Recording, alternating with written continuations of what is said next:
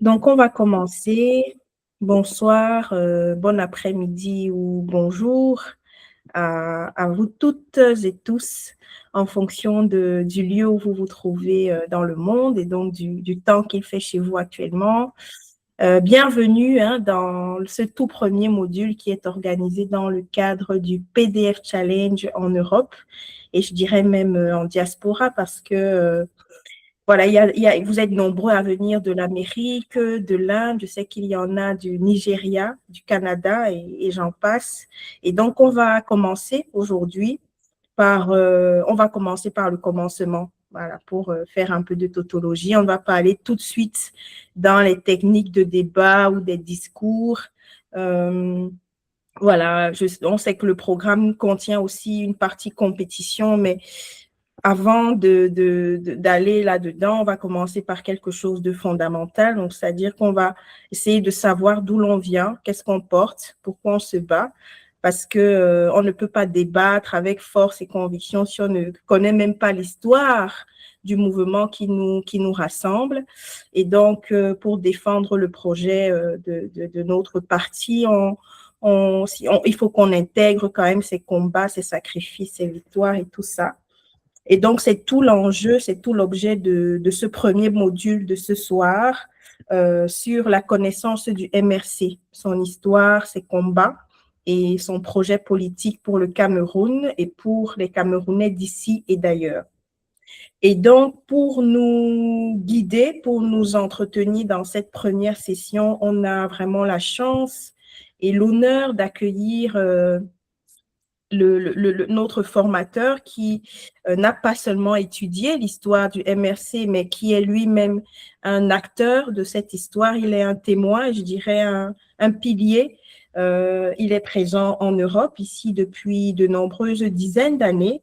Et donc, il est l'un des engagés sans relâche pour les valeurs et les idéaux de la Renaissance et du MRC. Donc, on a vraiment le plaisir d'avoir Monsieur Eli Kaji, qui fait partie des figures qui ont tenu la flamme du MRC allumée, même quand c'était les moments les plus difficiles et même loin du pays. Et donc, il va partager avec nous aujourd'hui un cours d'histoire du MRC. C'est une transmission aussi, mais un appel à la responsabilité de chacun et de chacune d'entre nous ici. Donc, soyons attentifs.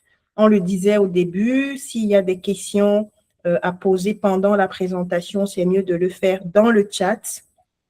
Et donc, avant de passer la parole à notre formateur, je vais remercier Marcel, qui ne se fatigue jamais et qui est avec nous ici pour la technique. Donc, c'est Marcel qui va de temps en temps rappeler un peu les règles ici pour que le cours se déroule bien. Et je vais vous demander de, voilà, comme c'est déjà fait pour certains, donc je rappelle que ce serait bien d'avoir les noms complets de chacun dans le chat. Ça va nous permettre d'avoir une liste de présence et ça pourra nous servir aussi pour ceux qui souhaitent avoir un certificat de participation en bonne et due forme. Et donc, une dernière communication, et puis après on peut démarrer, c'est sur les prochaines dates à avoir absolument en tête. Donc, notre prochain module sera le jeudi prochain, donc le 30 avril, même heure. Et donc, on va vous envoyer les détails très prochainement sur qu'est-ce que sera ce module. Deuxième date à avoir, c'est le 2 mai. Donc ça, ce sera à Manchester où on aura une pré-finale. Donc ce sera le quiz. On va vraiment bien s'amuser avec ce quiz, voilà, qui pourra être aussi en ligne, mais en tout cas, ce serait en présentiel à Manchester lors de l'Assemblée générale de UK à partir de 13 heures. Et alors, les autres dates, parce qu'il y aura 2 autres modules par la suite avant la finale qui aura lieu en juin. Et donc, on va vous donner ces dates au fur et à mesure. Et donc, voilà, on peut passer aux choses sérieuses, sauf si Marcel me signale qu'il y a quelque chose qu'on a oublié. Mais sinon, Non, non, monsieur, on n'a rien oublié. Juste gardez bien vos micros coupés et également les caméras fermées, sauf si vous prenez la parole. Comme Honorine a dit, vous pouvez poser vos questions par le chat. Si vous tenez absolument à intervenir oralement, là, vous pourrez lever la main et quand on vous passera la parole, selon l'avancée de la présentation, vous pourrez, si vous le souhaitez, mettre votre caméra. Élie, c'est à toi. Merci beaucoup, Marcel, et merci, Honorine, de m'avoir convié dans le cadre de cette formation, de venir partager avec mes jeunes frères et amis politiques tout ce que nous avons un peu de connaissances sur notre parti. Donc, pour commencer, le mouvement pour la renaissance du Cameroun est un parti qui fait son bout de chemin, donc son histoire, qui est né avec une vision très claire et très organisée, c'est-à-dire structurée, né avec un projet de société clair. Élie, tu partages ton écran? Oui, j'ai partagé, non? On ne voit pas? Alors, on nous voit, nous, on ne voit, en tout cas, moi, je ne vois pas les slides. J'ai partagé mon écran. Je n'ai que mon écran devant moi pour le moment. Et tu vois les slides? J'ai mon écran devant moi. Je ne sais pas si vous voyez. Est-ce que vous avez mon écran, les amis? On a le tout premier slide. Oui, c'est le tout premier slide, c'est ça. Voilà. Ça se voit, Ok, ça se voit. ça va. C'est bon? Moi, je le vois. Ça se voit, ouais. Oui. Ok, ça va. Donc, l'objectif de cette formation doit nous permettre à tous déjà de comprendre qui est le MRC, de pouvoir connaître sa vision et ses valeurs, de comprendre son organisation et qu'ensemble, nous allons découvrir le projet de société du MRC et on terminera par identifier le rôle de chacun de nous. Quel est notre rôle? Quelle est notre part dans le cadre de ce parti? Et je commencerai par d'abord poser la bonne question, pourquoi le MRC? Ça, c'est quelque chose que tout le monde se demande. Pourquoi le MRC? Le MRC ne vient pas comme ça.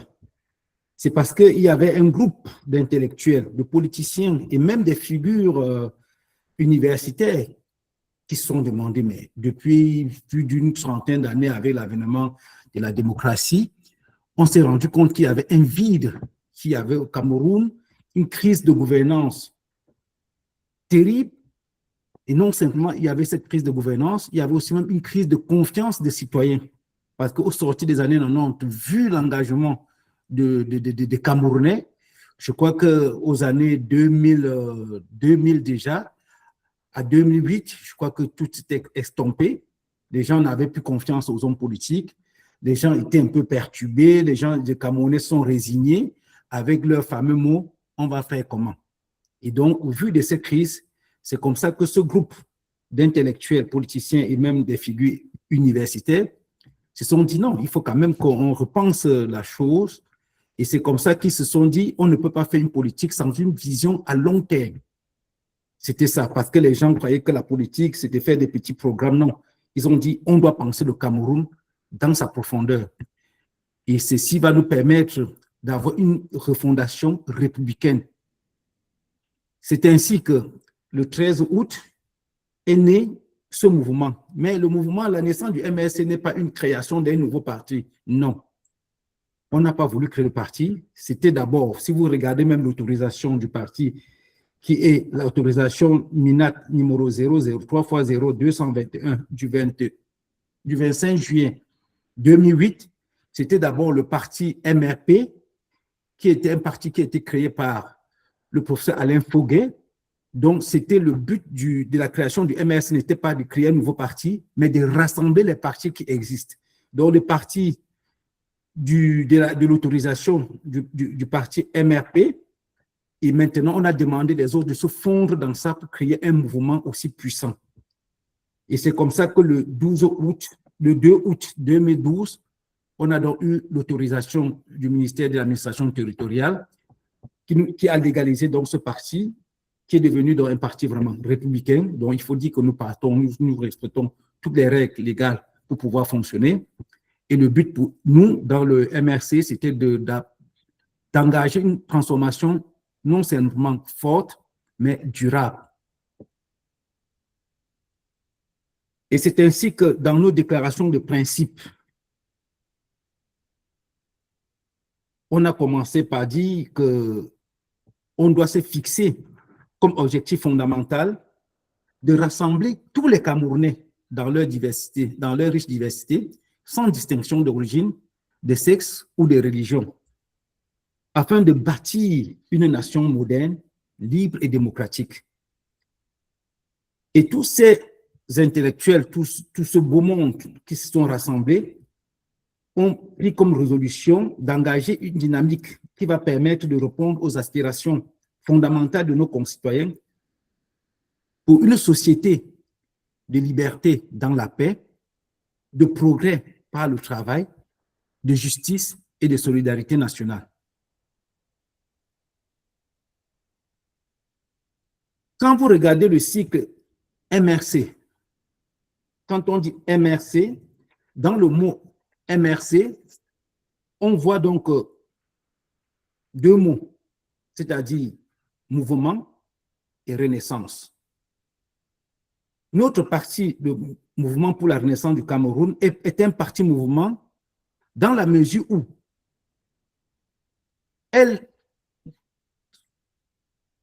porte le souffle de l'histoire du Cameroun par la mobilisation des forces vives de la nation, par l'engagement politique collectif. J'insiste bien sur le mot collectif, c'est-à-dire un engagement politique collectif, c'est-à-dire ce n'est plus une affaire d'une personne.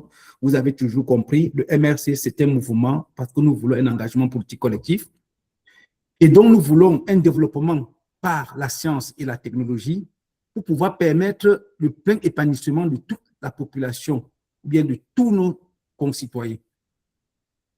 Le MRC, en tant que parti de la Renaissance, fait foi dans l'inventivité des forces sociales, individuelles déjà. Car le peuple camerounais doit être le moteur de son changement. Et on veut un changement profond de la société, permettant ainsi un engagement citoyen réel qui est le pilier de notre sécurité nationale. Donc, pour résumer notre principe de déclaration, notre déclaration de principe, s'il vous plaît, c'est d'unir le peuple camerounais, de transformer l'État et la société et de pouvoir bâtir un destin national partagé. C'est ainsi que nous avons comme devise justice, travail, prospérité. Comme vous avez constaté un peu tout précédemment quand je venais de parler, ça veut dire que nous avons des valeurs fondamentales que nous aimerons vraiment partager au sein de notre mouvement, c'est-à-dire la justice, le travail, la prospérité, la liberté et la solidarité nationale. Ça, c'est les valeurs que le MRC partage avec tous nos concitoyens. Et comme idéologie de notre parti, c'est le social-libéralisme. Parce qu'il faut que tous ceux qui doivent militer pour le parti doivent quand même connaître, ça c'est des choses essentielles. Pourquoi on dit que c'est le social-libéralisme? C'est parce que nous sommes un parti de synthèse idéologique qui met l'homme au cœur de l'action politique. Notre parti veut promouvoir une société où la liberté ouvre la grande voie à l'initiative individuelle, oui, mais permet de créer une richesse, source d'emploi et moyen efficace, moyen de lutte efficace, durable contre le chômage, d'une part, et condition aussi la possibilité de la justice et d'une solidarité nationale significative, d'autre part. C'est pour ça qu'au sein du parti, nous refusons tout ce qui est extrême. On n'est pas de la droite, on n'est pas de la gauche. Pourquoi on dit que nous sommes un parti libéral? Je vais dire bien libérateur, c'est-à-dire le libéralisme. C'est parce que la finalité ultime pour nous, c'est que l'homme doit être comme un acteur social, d'abord. Et ce libéralisme appelle donc tous les citoyens au travail, à travailler dur pour qu'ensemble, la société se porte mieux. Parce que si nous travaillons individuellement, vraiment de façon dure, on est sûr que c'est le fruit de ce travail qui doit maintenant porter le côté social, ce côté solidarité que nous voudrons bien défendre. Parce que si nous ne travaillons pas, on n'aura rien à partager. On ne partage que les fruits de son travail. C'est pour ça que nous prenons ce libéralisme-là. Pour ceux qui militent au sein de notre organisation, vous savez que nous sommes même une organisation politique très forte parce que nous avons évité tout ce qui est improvisation. Et au sein de notre mouvement, nous garantissons une démocratie interne. C'est pour ça que vous voyez, durant tous les 5 ans, il y a des élections qui se passent dans toutes les structures, dans nos différentes structures, de base jusqu'au niveau national. Et nous prenons le temps de préparer tous nos AP à exercer le pouvoir. Et c'est ainsi que nous nous organisons.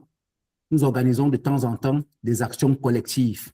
Et vous le voyez souvent, lorsque nous faisons des collectes, que ce soit à Adoisoro, c'est des choses simples. Quand nous devons apporter de la solidarité auprès de nos AP qui sont embastillés, vous voyez toujours qu'il y a toujours quelque chose de bien structuré, de bien organisé, depuis le sommet jusqu'à la base. Ici, je vous présente un peu l'organigramme de notre mouvement. Tout au-dessus, nous avons la convention, qui est pour nous l'instance suprême. Nous avons le directoire, qui est l'organe stratégique, le conseil national, le comité des sages et le conseil national de médiation et d'arbitrage. Tout cela, c'est ça qui constitue ce que nous appelons les organes nationaux. Et tout au-dessus, tout en dessous, nous avons les fédérations régionales, départementales, communales et les unités qui sont pour nous les organes de base. Je vais commencer par détailler chaque structure pour qu'on puisse comprendre vraiment quel est le rôle, et c'est très important pour un militant de connaître et pouvoir expliquer comment est structuré notre parti.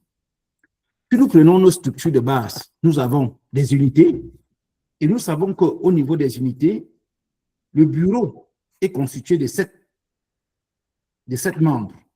C'est-à-dire nous avons un secrétaire d'unité, un secrétaire adjoint d'unité, un rapporteur d'unité, un trésorier, un secrétaire d'unité délégué chargé des questions électorales, administratives, traditionnelles et de la vie sociale, et un secrétaire d'unité délégué chargé des activités sportives et d'animation, et avec un commissaire au compte au niveau de l'unité. Voilà comment est constitué le bureau de nos unités. Et on sait qu'au niveau, je vais dire national, c'est-à-dire au Cameroun, la constitution d'unité s'est faite avec minimalement 50 membres.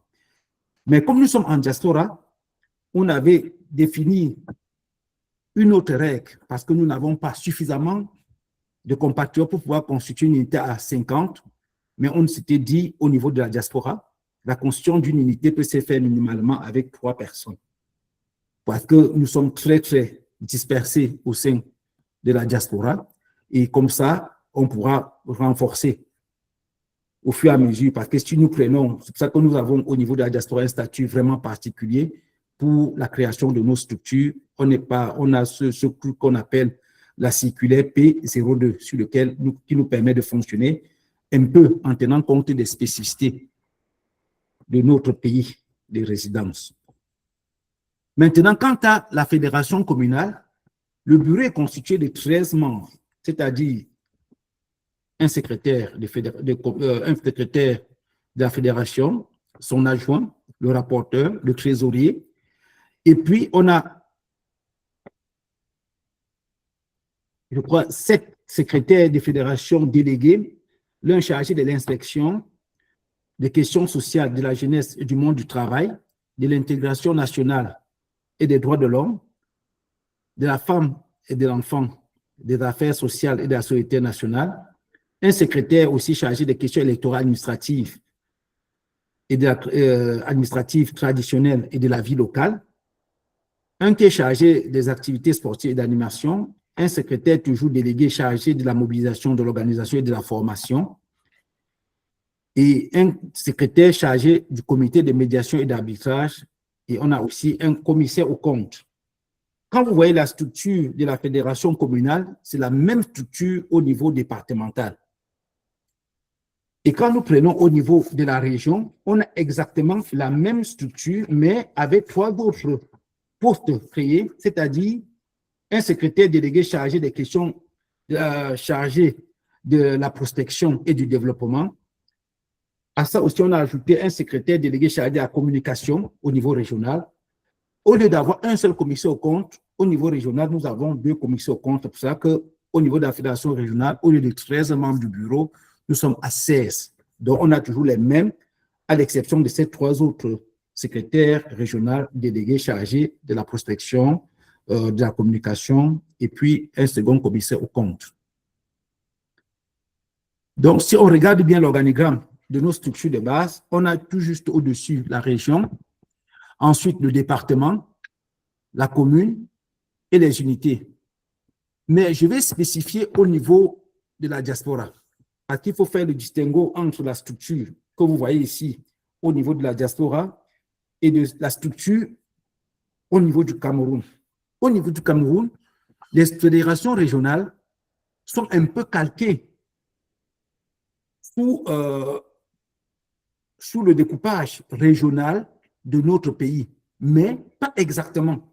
Je prends le cas, au Cameroun, nous avons 10 régions, mais le MRC n'a pas simplement 10 fédérations régionales, parce que dans certaines grandes régionales, dans des grandes métropoles, comme Douala, Yaoundé, on n'a pas simplement une seule fédération régionale, on en a découpé parce que c'était tellement dense vu la densité de la population. Donc à Douala, par exemple, on a, je crois, 2 fédérations régionales, idem que ce soit à Yaoundé, mais au niveau des communes, on a aussi fait ce découpage en se basant au niveau de nos départements ou de la fédération départementale. Ça respecte un peu le découpage de nos départements. Au niveau des communes, c'est plutôt respecte le découpage de nos arrondissements et les unités, donc c'est vraiment la cellule locale qui peuvent se faire. Et on sait toujours que pour constituer une fédération communale, il faut minimalement 2 unités. Et pour constituer maintenant, c'est l'ensemble des fédérations communales qui permet de constituer la fédération départementale, ainsi de suite. Mais au niveau de l'Europe, on n'a pas suivi le même découpage. Parce qu'ici, vu que nous n'avons pas la même densité de la population, la fédération régionale Europe, c'est plutôt toute la région Europe. Donc, pour dire le continent européen, en un mot dit. Et maintenant, nos fédérations départementales, on essaie de les calquer au niveau des pays. Et même là, on n'a pas toujours respecté exactement parce qu'on tient compte un peu de la densité. C'est pour cela que vous allez voir certaines fédérations départementales qui groupent peut-être 2 ou 3 pays. Exemple, le cas du Benelux, où nous avons la Belgique, les Pays-Bas et le Luxembourg. Vous prenez le cas, par exemple, de la fédération départementale de Suisse, elle regroupe la Suisse et l'Autriche.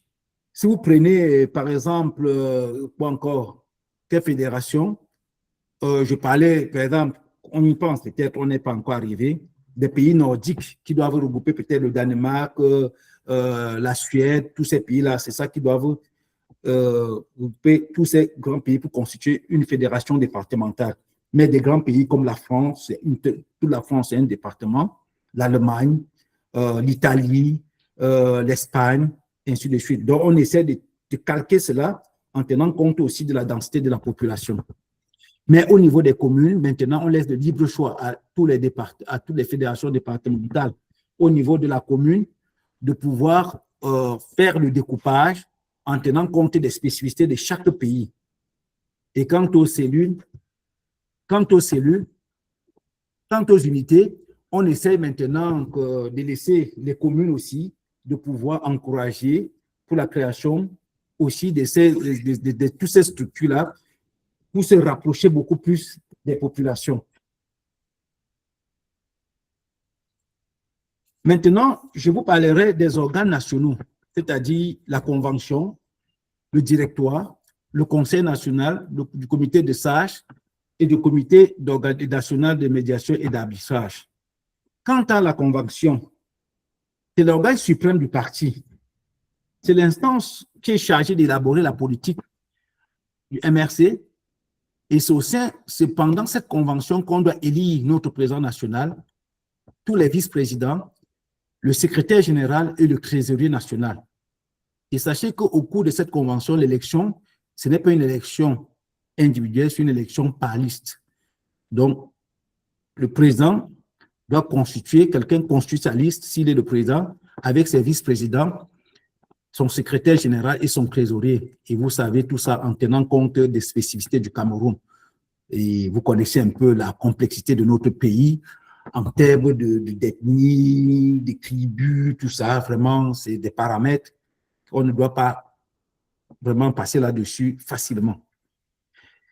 Et notre convention se réunit en session ordinaire tous les 5 ans, sur convocation du président national ou des 2/3 des membres du comité du conseil national. Et les membres de notre convention sont les membres du directoire, donc tous les membres du directoire sont membres de la convention, les membres du comité national de médiation et d'arbitrage, les membres du comité des sages, les membres des bureaux des fédérations communales, départementales et régionales, les membres des bureaux des fédérations régionales des femmes et des jeunes, les maires, les présidents des conseils régionaux, les parlementaires, lorsqu'on sera en capacité de gouverner, et les membres du gouvernement et assimilés, et bien aussi tous les autres membres du MRC. Donc, ils sont la bienvenue à la convention. Donc, c'est vraiment la grande messe. Quant au directoire, le directoire, c'est l'organe qui prend des décisions beaucoup plus stratégiques du parti.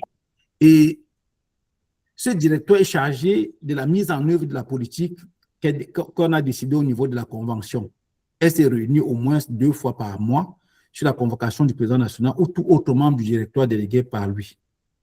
Les réunions peuvent se tenir en présentiel ou en vidéoconférence ou tout autre moyen approprié permettant l'identification et la participation effective des membres ou en mode bimodal sur décision du président national.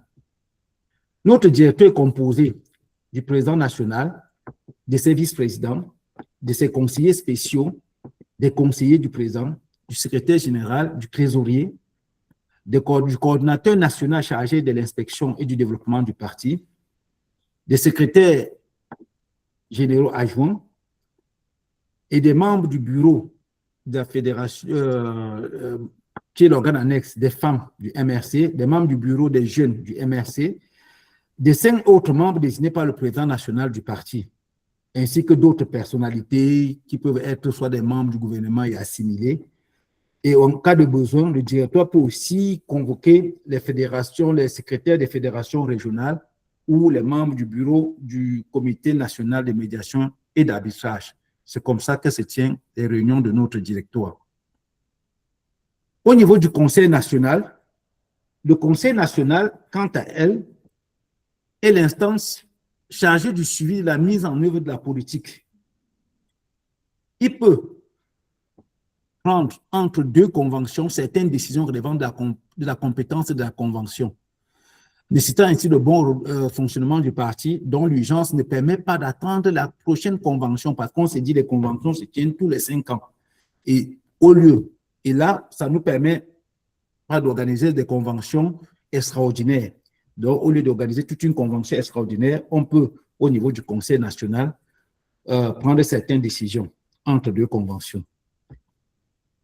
Et au niveau du Conseil national, ce Conseil national est composé des membres fondateurs du MRC, des membres du directoire, des membres du comité de sages, des membres du comité national de médiation et d'arbitrage, des membres du gouvernement assimilés et d'autres membres du directoire ou des parlementaires, des autres membres du parti, des présidents et membres du conseil régional. On peut même étendre ça jusqu'au niveau des fédérations départementales pour y assister au conseil national. C'était le cas lorsqu'on prenait la décision pour pouvoir boycotter les élections de 2020. On avait étendu ça jusqu'au niveau départemental, alors qu'elle s'est limitée normalement au niveau régional.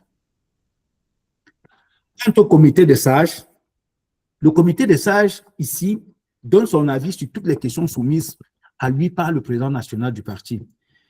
Ce comité est composé de 20 membres, dont les anciens présidents nationaux du parti, des personnalités désignées par le président national, après consultation du directoire, bien sûr. Le président et les 2 vice-présidents sont désignés par le président national et les vice-présidents remplacent le président en cas d'empêchement par ordre protocolaire. Donc, si le président n'est pas là, le premier vice-président, ainsi de suite. Si ce n'est pas le premier, c'est le deuxième vice-président. Ce comité national de médiation et d'arbitrage, c'est notre instance disciplinaire nationale du MRC. Et elle a pour fonction de pouvoir, elle est souvent saisie pour des litiges ou des affaires dans lesquelles les membres des organes nationaux du MRC sont poursuivis, des affaires qui, de par leur nature, sont susceptibles de donner lieu à l'exclusion d'un militant. Donc, si on doit exclure un militant, ça doit passer absolument par ce comité national de médiation et d'arbitrage. Ou bien des affaires ou des litiges qui impliquent les membres des bureaux des fédérations régionales. Dans d'autres cas, elle sert aussi de recours exercé contre une décision rendue par le comité régional de médiation et d'arbitrage. Elle peut aussi être saisie pour demander la réintégration des camarades démissionnaires ou exclus.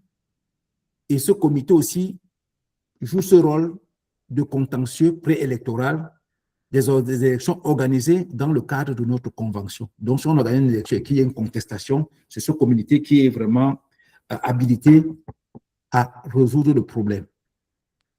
Élie? Oui, peut-être. Donc, déjà, on rappelle à tout le monde que vous pouvez poser vos questions dans les commentaires.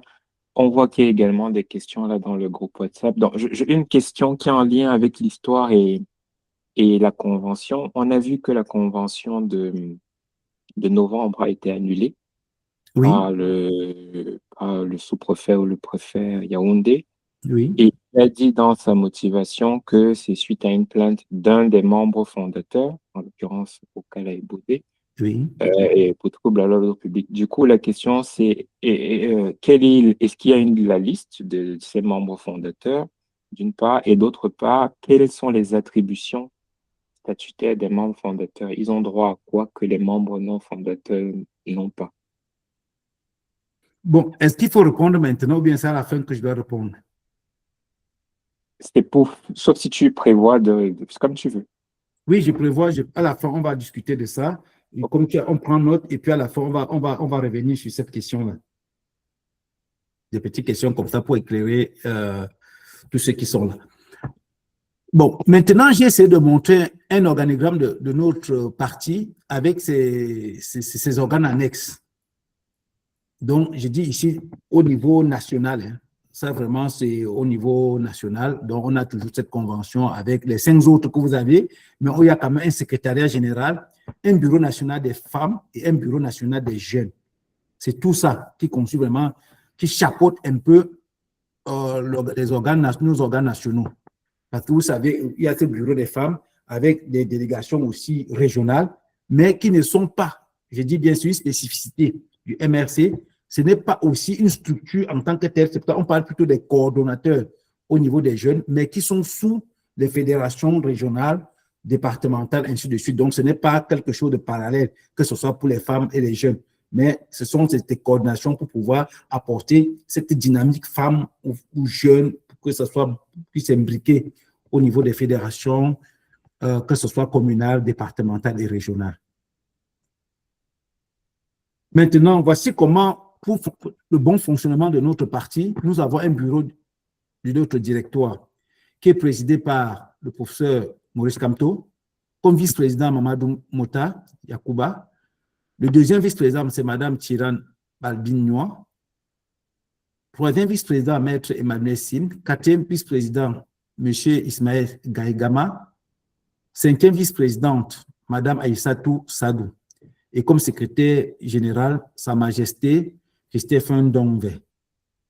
Et il est assisté par 3 secrétaires généraux adjoints, c'est-à-dire Justin Noir, qui en plus de sa casquette de secrétaire général adjoint numéro 1, et je crois depuis début de semaine, joue aussi le rôle du Sénacom à intérim. parce que M. Jean, je crois que c'est Ateba, M. Ateba, a été nommé secrétaire national, je ne sais encore quoi, bon, je n'ai pas tous les détails sous les mains. Et nous avons le secrétaire général numéro 2 qui est Pierre-Emmanuel Bignam et le numéro 3 c'est M. Edingompe Fosso. Et dans ce membre de directoire, nous avons 30 secrétaires nationaux et 30 secrétaires nationaux délégués selon les spécificités. Je ne vais pas rentrer dans les détails, mais si vous avez besoin, on pourrait toujours, il y a ça qui est bien détaillé au niveau de nos statuts. On a comme trésorier national le docteur Apollinaire Oko, qui est assisté par le professeur Grégoire Diogué. Et autour de ça, le président a des conseillers spéciaux, des conseillers, des chargés des missions qui travaillent pour le directoire. Pour faire fonctionner notre parti, vous voyez, tous les membres, il y a les droits de tous nos membres, mais aussi, il y a le devoir des membres de ces AP. Et tout ça doit se faire dans la discipline et chacun doit pouvoir prendre ses responsabilités vraiment comme ça se doit. Et nous souhaitons toujours, vu l'organisation de notre parti, que nos conflits se règlent de façon interne. C'est pour ça que vous voyez ce comité de médiation, ce comité national de médiation et d'arbitrage qui se met déjà au niveau communal, au niveau départemental, au niveau régional, pour que vraiment, s'il y a n'importe quel conflit, qu'en interne, on essaie de régler. Si tu n'es pas satisfait au niveau communal, tu peux faire recours au niveau départemental. Si ça ne se peut pas, tu peux monter au niveau régional et si ça ne se peut pas, ça part jusqu'au niveau national. Mais comme le président l'avait dit, il souhaitait toujours que s'il y a quelque chose qui ne va pas, qu'on se fasse d'abord recours à ce comité. On a bien dit, ce n'est pas, même si c'est l'instant disciplinaire, c'est un comité de médiation et d'arbitrage, comme le nom l'indique. Maintenant, je vous présente aussi le bureau national des femmes du MRC, qui est présidé par Barista Mispa Awassoum, comme deuxième vice-présidente, Mme Aïssatou Moussa, premier vice-président plutôt, et la deuxième vice-présidente, c'est Mme Brigitte Persista Ndjilambela, la troisième vice-présidente, Mme Marine Ange Ngo Beteki, qui était décédée, dont l'enterrement a eu lieu le week-end passé, paix à son âme. La quatrième vice-présidente, c'est Mme Nikla Mbong. La cinquième vice-présidence, Mme Haou Aman Nvouma. Comme secrétaire général, Mme Clémence Sindje et trésorier national, Mme Clémentine Kamgen. Elle est assistée par deux trésorières adjointes, c'est-à-dire Mme Evodine Ngameni et Mme Carole Ongene. Et donc, comme ce bureau a des conseillers comme Mme Cécile Kenye, épouse Kameni, Thérèse Fossi et puis Chérie Kamgen. Et au sein de ce bureau aussi, il y a deux secrétaires nationaux qui sont chargés, je crois, c'est de la mobilisation et d'autres aussi, je crois, il y a vraiment bien spécifique dans leur statut. Comme bureau des jeunes, elle est portée par Mme Nafissa Tama, comme premier vice-président, M. Raoumba, deuxième vice-président, Mme Honoré Kwete, qui est notre coordinatrice pour le PDF Challenge au niveau de la diaspora. Troisième vice-président, M. Aboubakar Aïdjo. Quatrième vice-président, M. Benjamin Afouro. Cinquième vice-président, M. Boris Yaouk Roslem. Et comme secrétaire général, M. Selen Wapi Kamche. Et le trésorier, c'est M. Christian Freddy Anaba. Ce bureau, le président est quand même assisté par 6 conseillers.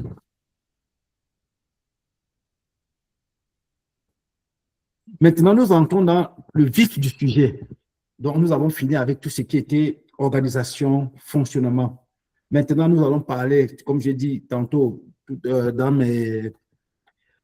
au début, que le parti, lors de sa création, a quand même construit un projet de société dont l'objectif était de se distinguer des autres partis via son programme. C'est-à-dire, parce que nous avons décidé au sein du parti, gouverner, c'est éviter l'improvisation. Si tu veux gouverner, tu ne dois pas improviser. Tu dois avoir, on a une vision à long terme avec des solutions vraiment de façon globale et une programmation stratégique. C'est pour cela que si nous voulons regrouper notre projet de société, elle porte sur 4 piliers, c'est-à-dire la modernisation de l'État, un développement économique, une justice sociale et une intégration nationale et internationale. Et pour mettre sur pied ce projet de société, nous avons réparti cela dans notre programme de gouvernance dans les 5 grands chantiers. C'est-à-dire, nous avons le côté institution et gouvernance, nous avons le côté économie et développement durable, le 2e pilier, nous avons l'éducation, la santé et l'emploi, qui est le 3e pilier, la culture, le sport et le tourisme, qui est le 4e pilier, et nous avons terminé avec la diplomatie et la diaspora, qui est pour nous l'un des 5e pilier extrêmement important pour le fonctionnement de notre parti. Je vais maintenant vous détailler tout doucement chaque pilier. Pour le premier chantier, qui est la modernisation politique et institutionnelle, c'est de pouvoir organiser le vivre ensemble dans une nation très divisée. Et vous savez ce qui se passe sur la toile. Vraiment, je crois qu'on ne va pas insister là-dessus. Nous voulons résoudre la question anglophone. Et voici déjà plus de 10 ans que nous nous tapons dessus. Et nos frères, par jour, en moyenne, meurent une vingtaine.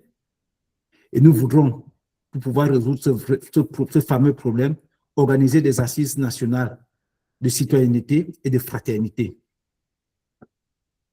Pour moderniser aussi nos institutions, nous allons revoir la Constitution, nous allons travailler sur l'état de droit et la justice. Nous voulons une gouvernance publique et une bonne gouvernance publique et lutter contre la corruption, organiser notre sécurité et notre défense, mener une bonne politique linguistique, redéfinir ainsi le statut et le rôle des autorités traditionnelles, qui est fondamental, parce que là, il faut que nous nous basons sur notre culture. Pour le faire actuellement, on voit ce qui se passe, on ne sait plus qui fait quoi, c'est les autorités, on est dans un méli-mélo, personne ne connaît où va le Cameroun actuellement. Quant au 2e pilier, le 2e chantier pour nous, on commencera d'abord par des préalables et des outils, c'est-à-dire des outils intellectuels. Réfléchir, avoir un état stratège et inventif, avec une planification stratégique. On aura aussi des outils techniques, tels qu'un développement par la technologie et un outil financier stratégique que nous mettrons sur pied. Parce que pour faire tout ça, il faut d'abord avoir tous ces outils. Et cela, il faut aussi, au préalable, que nous soyons psychologiquement bien prêts. Et aussi organiser, travailler et être beaucoup plus disciplinés. Nous avons besoin des infrastructures et des équipements pour pouvoir aborder ce grand chantier. Et pour le faire, nous avons besoin d'une nouvelle politique foncière. Parce qu'au Cameroun, vraiment, je crois que c'est un problème qui va jaillir quel qu'en soit le cas. On a une très, très mauvaise politique foncière au Cameroun. Actuellement, les titres fonciers, ça ne vaut même plus la peine. Avant, on pensait que ça fait un titre foncier, on avait tout été sécurisé, mais rien n'est sécurisé. Donc, il faut vraiment redéfinir cette politique. Et vous verrez un peu plus tard où est-ce que ça doit intervenir toujours dans ce développement économique. Nous avons dit donc aussi dans ce chantier, notre politique économique, le souhait de notre politique, c'est que le Cameroun soit le lion économique d'Afrique. J'insiste bien, lion économique d'Afrique. Je n'ai pas dit d'Afrique centrale. J'ai dit on voudrait que dans les 10 prochaines années, si nous sommes en capacité de gouverner, que le Cameroun soit le lion d'Afrique. Et cela via la transformation agricole, via une industrialisation stratégique et par la modélisation de la gouvernance économique. Comme j'ai dit tantôt, on a parlé pour pouvoir aménager donc le territoire, on a donc besoin d'une bonne politique foncière. Ceci va nous permettre d'avoir une politique urbaine imaginative et ambitieuse parce qu'actuellement, je peux dire, on n'a pas de ville au Cameroun. C'est un bon petit village désorganisé, déstructuré. Il faudra améliorer donc la condition de vie dans les villes, avoir une nouvelle politique de logement basée sur l'accès à la propriété. Surtout, c'est ça qui va nous permettre, qui sera lié à cette politique foncière. Réformer la gestion urbaine, décentralisation effective, améliorer le transport urbain, sans oublier que nous devons aussi aménager tout le côté rural pour pouvoir éviter l'exode rural et essayer aussi de voir comment promouvoir l'entrepreneuriat. Et ce, en offrant un petit socle numérique minimal au niveau national, à tous les niveaux. Nous devons tenir compte aussi, pour cet aménagement du territoire, tenir compte des spécificités du Cameroun, de par sa diversité agroécologique. Vous savez, le Cameroun est très divers et on nous trouve un peu partout. Donc, pour bien, il faut tenir compte de tout cela. Prendre en compte aussi dans notre politique de développement les thématiques environnementales qui est pertinente parce qu'on ne doit pas simplement regarder les choses sur le côté financier, je vais dire social, mais il faut toujours mettre ce facteur environnemental qui est très important pour le futur. Ne pas tomber sur des pièges que des pays qui sont comme les pays développés aujourd'hui en souffrent de ce côté environnemental. Il faut encore lutter et je crois que maintenant, nous allons penser notre pays en tenant compte de ce côté-là. Donc, nous devons avoir une bonne stratégie d'action. Au niveau du troisième chantier, qui pour moi est l'un des chantiers les plus importants, c'est de réformer notre système éducatif parce qu'on sait que tout ce qu'on veut faire, que ce soit économique, tout part d'abord de l'éducation. Il faut qu'on repense. Parce que tout, c'est des idées, tout part des idées. On peut avoir tous les moyens, mais si on n'a pas des bonnes idées, je crois qu'on ne peut pas bouger. Donc, pour moi, c'est l'un des chantiers vraiment les plus fondamentaux.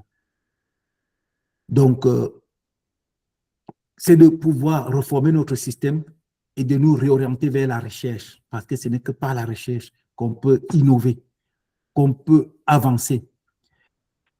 Et comme on dit toujours, pour que les gens soient bien éduqués, il faut que nous repensions aussi notre système social, notre système de santé, parce qu'il faut que nos compatriotes, nos concitoyens se portent d'abord bien. Tant qu'on est en santé et qu'on a bien la tête bien faite, je crois qu'on peut reconstruire notre pays. Et pour le faire, vous savez toujours, il faut qu'on fasse à ce que nos femmes jouent le rôle qui est la leur. Vous savez que la femme, c'est le pilier. On le voit souvent même au sein de nos familles. C'est la colonne vertébrale d'une famille. Donc, il faut qu'au niveau de notre politique gouvernementale, dans les chantiers, qu'on remette la femme pleinement au centre de l'affaire pour qu'elle joue pleinement son rôle. Sans oublier cette jeunesse qui est pour nous comme une chance qui est aujourd'hui oubliée. On a souvent tendance à dire faire des lances de la nation, mais est-ce que cette jeunesse joue vraiment ce rôle de faire des lances? Ah non. Et nous avons vraiment nous appuyer sur cette jeunesse pour lancer le Cameroun. Pour faire tout ça, nous n'allons quand même pas oublier toutes les personnes qui sont vulnérables, c'est-à-dire les personnes vivant avec un handicap, nos parents qui sont déjà un peu plus ou moins âgés, nos orphelins sans soutien, des enfants abandonnés. Et tout ça, on doit vraiment revoir tout ça correctement. Tout doit être bien pensé pour que tout le monde, que personne ne soit laissé au bord de la route. Donc, on prendra tout le monde dans le projet, dans notre programme. Tout est pensé. Comme quatrième chantier, c'est le secteur culturel que nous voulons faire comme instrument de rayonnement national et de production de richesses. Vous ne pouvez pas imaginer tout ce qu'il y a comme ressources dans ce secteur qui est un peu délaissé à elle-même dans le monde de la débrouillardise, alors qu'aujourd'hui, c'est quelque chose qui peut rapporter vous ne pouvez pas imaginer. Prenons simplement le tourisme. Vous pouvez imaginer ce que le tourisme peut apporter dans un pays comme le nôtre, qui est vraiment l'Afrique en miniature. On a tout laissé ça de côté. Le sport, n'en parlons pas. La pratique, à promouvoir la pratique de ce sport aussi pour la santé de nos populations, parce que ça ne sert à rien de dire on va mettre des mutuelles, tout ça. Si les gens pratiquent du sport, je crois qu'il y a beaucoup de maladies qu'on peut déjà éviter. Tout ça doit être bien pensé. Et on sait comment ce sport, la bonne pratique du sport peut apporter un rayonnement du pays et créer aussi beaucoup plus de richesses. Le cinquième chantier qui va nous permettre d'avoir une politique étrangère de positionnement et de pouvoir mettre notre diplomatie au service de l'économie. Actuellement, la diplomatie camerounaise ne sert à rien. Quand vous voyez un chef d'État qui se déplace comme celui qui est en capacité, qui est actuellement en train de gouverner, il doit faire des missions. Qu'est-ce que ça rapporte au Cameroun de façon économique? Alors que quand un chef d'État se déplace, c'est pour ouvrir les portes. Et je crois que normalement, une délégation d'un chef d'État est faite par des opérateurs économiques qui doivent profiter pour pouvoir signer des contrats. Mais nous, quand notre chef d'État se déplace, c'est pour aller commander. Alors qu'on n'est pas à ce stade-là. Et l'un des points les plus importants aussi, c'est de faire de notre diaspora un acteur majeur du développement.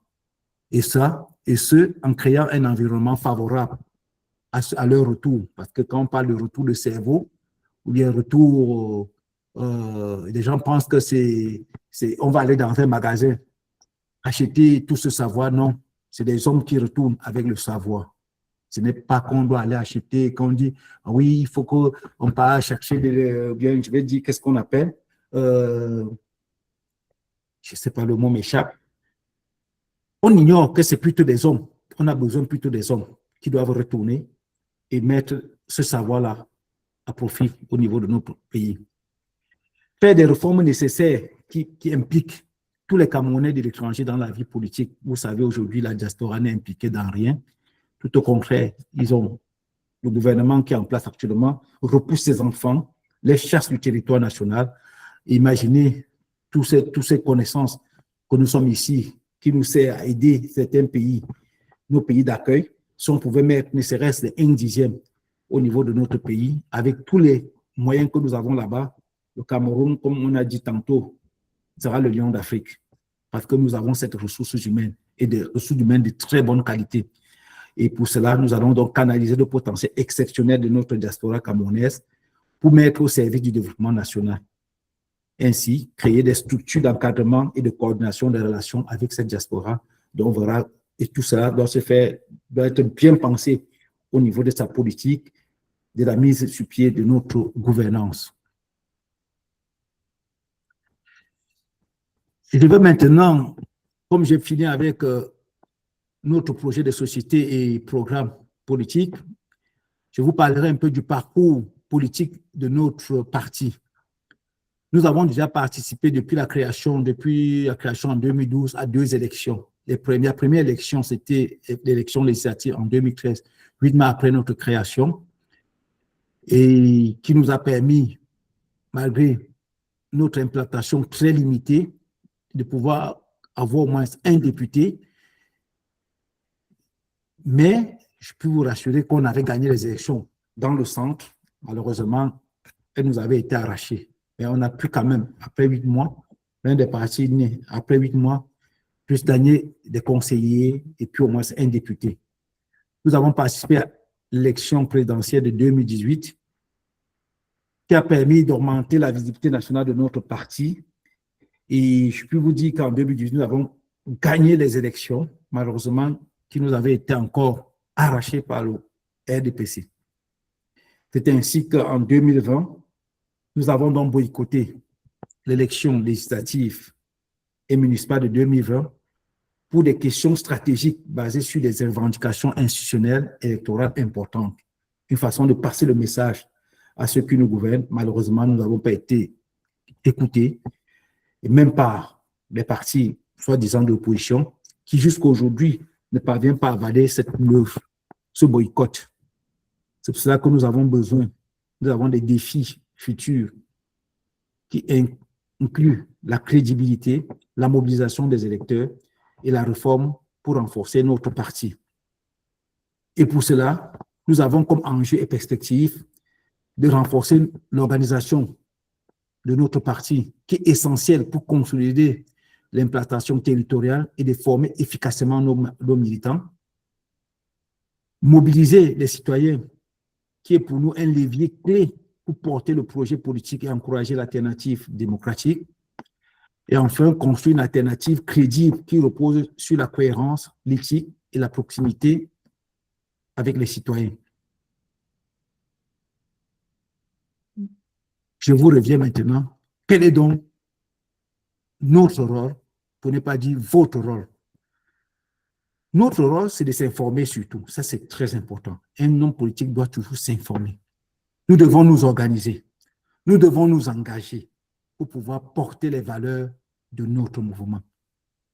Donc, un militant, c'est celui qui s'informe, c'est ceux qui s'organisent, c'est ceux qui s'engagent et qui portent toutes ces valeurs de notre parti dont je vous ai expliqué précédemment. Pour terminer, le MRC est un projet structuré pour le Cameroun avec une vision crédible et responsable, d'où notre devise justice, travail, prospérité. Je vous remercie.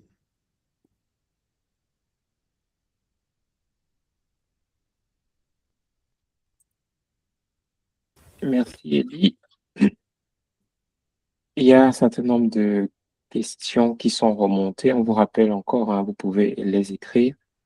Si vous souhaitez poser directement la question à Elie en oral, levez la main.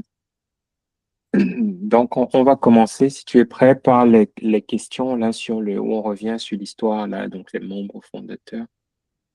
Qui étaient-ils? Oui, c'était la question des membres fondateurs. Et la deuxième partie, c'était quelles sont leurs attributions? Oui. Donc, si je reviens sur la question des membres fondateurs, franchement, les membres fondateurs n'ont aucune attribution dans nos statuts. Tout ce que les membres fondateurs ont, c'est simplement qu'au niveau du comité, je crois que c'était au comité national, je regarde bien, c'est au comité des sages. C'est là? C'est toi, comité des sages.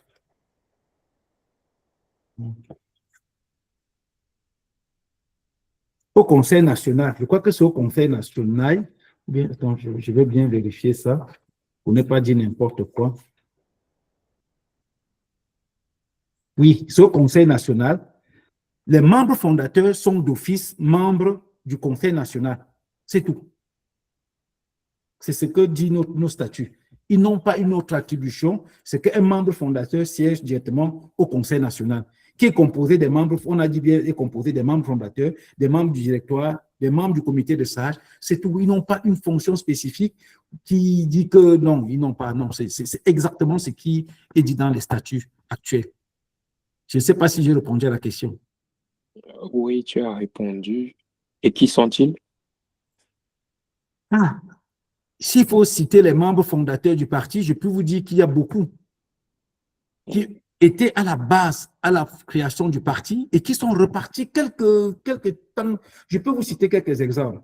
Quand on crée le parti, il y avait le professeur Alain Fouguet qui était à la manœuvre, il y avait le président Kamto, il y avait monsieur le président Asingana, Fabien Asingana, il y avait Onangini, il y avait les Claude Abbé, il y avait donc ce groupe d'intellectuels que vous voyez aujourd'hui qui sont devenus des grands défenseurs du RDPC, mais à la création du parti, tous ces gens-là, le professeur Alain Fouguet les avait consultés pour créer le parti. Je peux vous dire que même le président Kamto est venu, je me rappelle toujours, en 2011, après sa démission, il est venu à Paris. Il nous a rencontrés tous, nous qui étions un peu comme à l'époque des activistes. Il nous a tous regroupés à Paris pour nous dire, voilà, je veux qu'on crée un mouvement. Et pour cela, on ne va pas aller créer un nouveau parti, mais je veux que nous rassemblons toutes nos forces pour pouvoir porter un projet en donnant une vision profonde. Donc, il y avait tout ce travail qui a été fait en amont. En 2011, par le président Kamto, qui est venu à Paris, qui a rencontré toute la diaspora. À l'époque, il y avait les Brice Nintieux, les Wanto, tous ces gars. Il a rencontré tous les gars. Il leur a posé le problème. Et il a dit, je rentre au Cameroun. Tout le monde avait marqué son accord à l'époque. Henri Ndjoko, tous ces gens-là. On était tous réunis, les gars qui venaient d'Allemagne. Le président Kamto est venu en 2011, juste après sa démission, poser le problème. Et entre-temps, Alain Fouguet était en concertation au niveau du pays avec tous ces intellectuels, quelques hommes politiques qui avaient déjà des partis, pour leur dire, mettons-nous ensemble pour pouvoir créer. C'est comme ça qu'il a commencé. C'est comme ça qu'est né le MRC. Et une fois quand le président Kamto est rentré au Cameroun. Il a donc proposé, il a fait donc ce graphe du projet de société avec qu'il a envoyé ici. Je prends le cas pour nous ici à Diaspora parce que pour le pays, je sais seulement que tout fonctionnait là-bas. C'était le professeur Alain Foguet qui pilotait ça. Mais le président Kamto nous a envoyé donc ce graphe de projet de société. Et quand c'est arrivé ici en Diaspora, voilà, il y avait ces bagarres, comme les Camerounais étaient un peu désespérés, ils disaient ah non, après les élections de 2090, vraiment, le SDF nous a trahis, tout le monde regardait l'affaire comme ça. C'est comme ça que nous, un petit groupe au niveau de la Diaspora, alors qu'on avait donné la parole au président Kamto, beaucoup ont pris du recul. Ils ne voulaient plus trop s'engager. Ils se disaient, oh, c'est le travail, comment on va faire pour convaincre les gens? On a pris donc notre bâton de pèlerin avec les Henri Ndjoko, les Guy Fokou, on était un petit groupe, les Piété, et je crois après on a fait venir les Ngangan. On a commencé notre périple au niveau de la diaspora en sillonnant toute l'Europe pour pouvoir convaincre les Camerounais, tout petit, tout doucement, c'est comme ça qu'on a commencé à installer le MRC, tout doucement au niveau de la diaspora. Donc, c'est pour dire, si on veut parler des membres fondateurs, si on veut citer, il y a plein qui étaient là à la base, mais qui après, depuis quelques mois, ils sont repartis. Et puis, les uns qui restaient, c'était, je peux prendre les maîtres Sim, les Alain Foguet, les Okala, le président Kamto, et puis, bon, les Onangeni, ils n'ont pas pu résister quelque temps et puis ils ont pris le large. Donc, voilà comment je peux vous parler de la genèse du parti. Comme ici en diaspora, beaucoup qui étaient là au début, qui n'y croyaient pas et qui nous a rejoints après. Donc, c'était comme ça que nous avons mis le parti sur pied. Merci. Il y a une question suivante, c'est sur les fédérations régionales. Est-ce qu'il en existe une en Asie?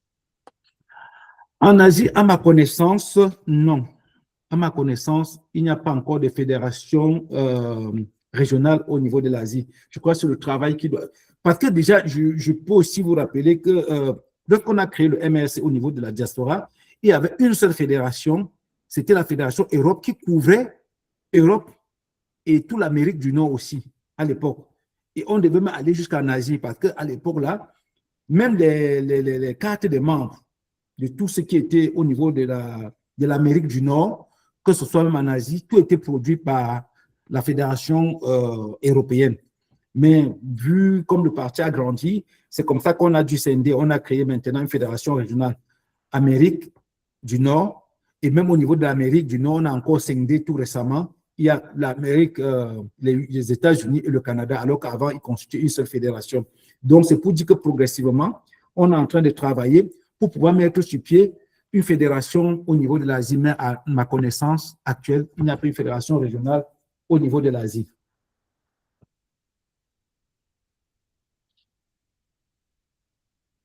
Ok, tu as parlé donc du programme et des piliers, et il y a une question de Steve qui demande que dit le parti concernant la crise anglophone, quelle est l'analyse que le parti fait, Pardon, et je n'ai pas suivi. quelle est l'analyse que le MRC fait de la crise anglophone et comment le parti, s'il arrive au pouvoir ou quand il arrive au pouvoir, si cette crise existe encore, compte gérer cette crise. Je crois que la crise anglophone, c'est quelque chose qui a commencé bien avant 2016 où la guerre a complètement éclaté. Je crois que c'était en 2012, le président, je me rappelle bien, le président national, le président Kamto, avait fait une lettre, un courrier au président Paul Biya pour attirer son attention par rapport à cette crise, de dire que c'est quelque chose d'assez profond. Et comme vous le saviez, cette crise n'est pas une crise aussi récente. Hein. La crise anglophone, c'est depuis que vous vous rappelez, ceux qui connaissent un peu l'histoire du Cameroun, après qu'on est passé, vous savez que nous étions d'abord sous, je vais dire, sous tutelle anglais et français. Et après, quand on a réuni, on est passé à la République fédérale via un référendum. Les anglophones il y avait déjà, donc, si on prend notre première constitution de 72, on disait donc on ne pouvait pas changer cette constitution parce qu'il était dit bien, on était un État fédéral, donc on devait rester État fédéral. Et qu'après les assises de Fumban, les anglophones sont sentis un peu coués parce que quand Ahidjo a changé pour passer à la République unie, il y avait déjà eu ce désaccord entre lui et je crois que c'était Djongo Foncha, et ainsi de suite, avec Salomon Tandem-Mouna, qui a dû démissionner en tant que, parce qu'après qu'il était là, il a pris la vice-présidence, il a démissionné même à la présidence de l'Assemblée nationale. Tu voyais, il y avait toujours ce côté un peu radical des anglophones qui ne voulaient pas rallier le côté francophone, parce qu'ils voulaient vraiment leur autonomie. Donc, il y a eu trop de manœuvres. Donc, c'est pour dire qu'il y avait toujours cette petite crise, cette petite tension qui existait, mais qui était maîtrisée. Mais la chose qui a pris beaucoup d'ampleur lorsque le président Biya a pris le pouvoir, je crois que c'était en 84, il a directement basculé, il a changé encore la constitution de façon drastique pour revenir à la République du Cameroun. Je crois que les anglophones, il y avait toujours ce petit côté vraiment radical anglophone qui respectait, qui n'était pas d'accord. Et vu le délaissement de toutes ces régions, il n'y avait plus d'emploi, les affectations, il y avait déjà ce mal-être qui existait, qui devenait de plus en plus profond, parce qu'ils se sentaient déjà un peu pris en otage par les francophones, parce qu'ils ne se reconnaissaient plus dans cet état. Et je crois qu'on a attiré l'attention de Paul Biya, mais voilà, toujours par son laxisme, il n'a pas pris les choses comme il pensait, il croyait toujours qu'il veut user de la force pour pouvoir remettre. Et quand il y a eu cette grève, d'abord, vous avez vu la grève des étudiants, où il faut passer le ré, et ça, c'est les faits. On les a matés à Boya, vraiment, c'était pas gai. Et là, maintenant, vous voyez que les radicaux ont pris le dessus, parce que même ceux qui étaient un peu les modérés ont commencé à se radicaliser, déjà par cette prise, par la grève des étudiants à Boya. Et après, quand ça a suivi par les avocats qui ont été vraiment molestés, les enseignants pareil, et c'est comme ça que les choses ont pris une tournure vraiment. Et aujourd'hui, quand c'est le gouvernement qui dit pour les remettre dans les rangs, ils doivent utiliser les armes pour pouvoir les mater. Malheureusement, c'était la pire des décisions que le pouvoir en place a pris. Et comme tu disais, qu'est-ce que le MRC va faire? Pour moi, je crois toujours, nous restons un peuple, une nation. Ce n'est que par le dialogue, parce que je sais toujours qu'on va faire une guerre, mais on finit toujours par s'asseoir pour dialoguer. Pourquoi ne pas directement dialoguer? Je crois que c'est ça, le MRC n'a pas je vais dire quoi, une solution magique, mais connaissant la capacité du dialogue de notre président, je crois que c'est simplement s'asseoir autour d'une table et d'essayer de dire les vérités, parce que dans ce pays, on s'est trop menti entre nous. Il n'y a pas de vérité. Et ce n'est que par la vérité, de dire la vérité, et rien que la vérité, et construire une nation où tout le monde peut se retrouver en tenant compte des spécificités des uns et des autres. Je crois que c'est par là que le MRC va pouvoir résoudre ce problème. Et je puis vous rassurer, si nous sommes en capacité de gouverner, le président Kanto et bien d'autres, et même beaucoup parmi nous, on doit se battre à pouvoir à trouver une solution avec nos frères, en s'asseyant autour d'une table et de discuter et vraiment refonder ce pays. Et je crois que c'est de ça que les anglophones ont besoin. Nos frères anglophones, même si on dit anglophone, c'est un peu trop dit, c'est parce qu'ils avaient un peu eu la culture, mais quand on parle des anglophones, nous nous reconnaissons tous là-dedans. Donc, il suffit que tu ne pas vivre ici. Ici, on peut te dire que tu es français, mais on a quand même des choses qui tiennent compte de nos spécificités. Donc, je crois que c'est comme ça que nous allons essayer de résoudre le problème. Merci. Merci, Ali. Idriss a une question. Idriss, tu peux ouvrir ton micro, ouais. Si tu veux mettre ta caméra.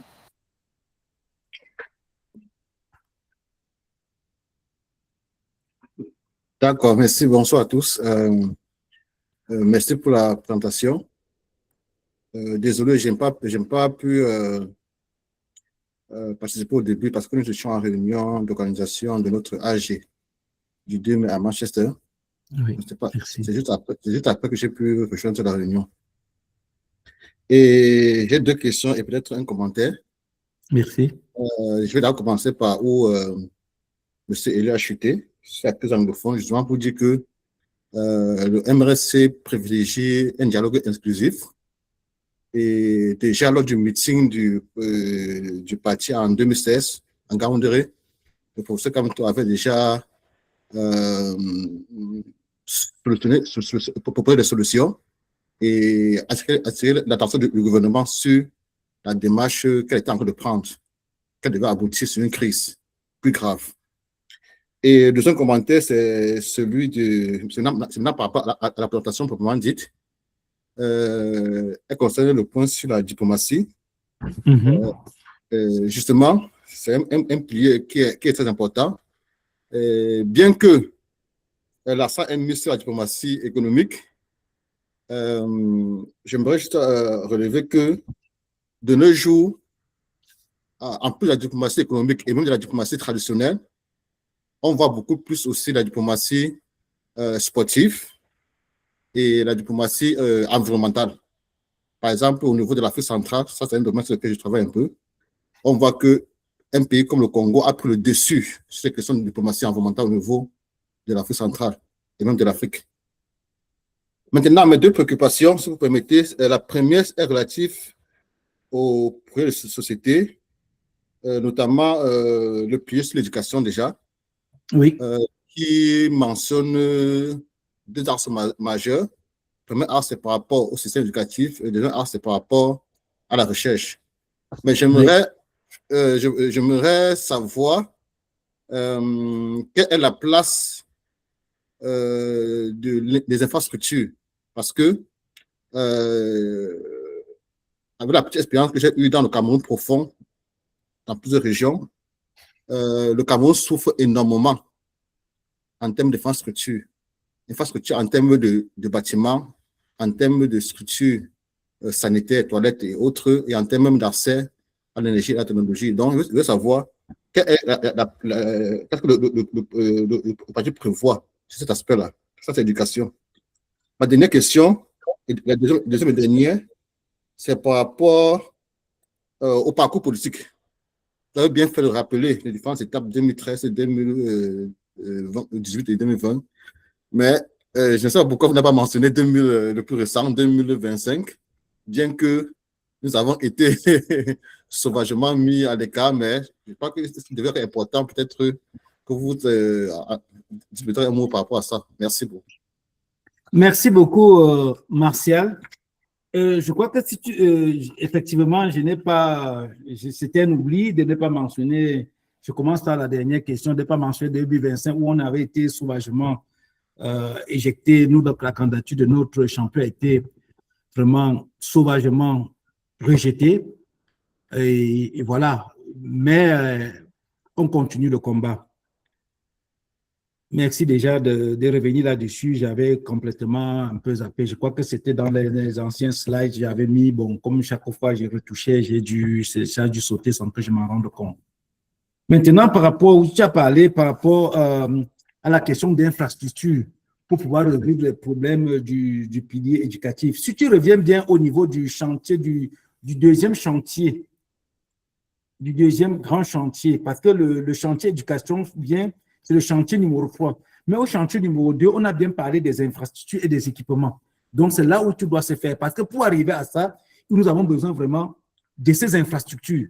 Et je crois que vraiment, si j'ai bonne mémoire, et puis si je me rappelle encore lors de mes échanges avec le président quand on s'est rencontrés, il disait même que pour lui, si on doit même, je ne sais pas, sauf s'il a changé d'avis, il nous disait toujours, il pourra même créer un ministère uniquement.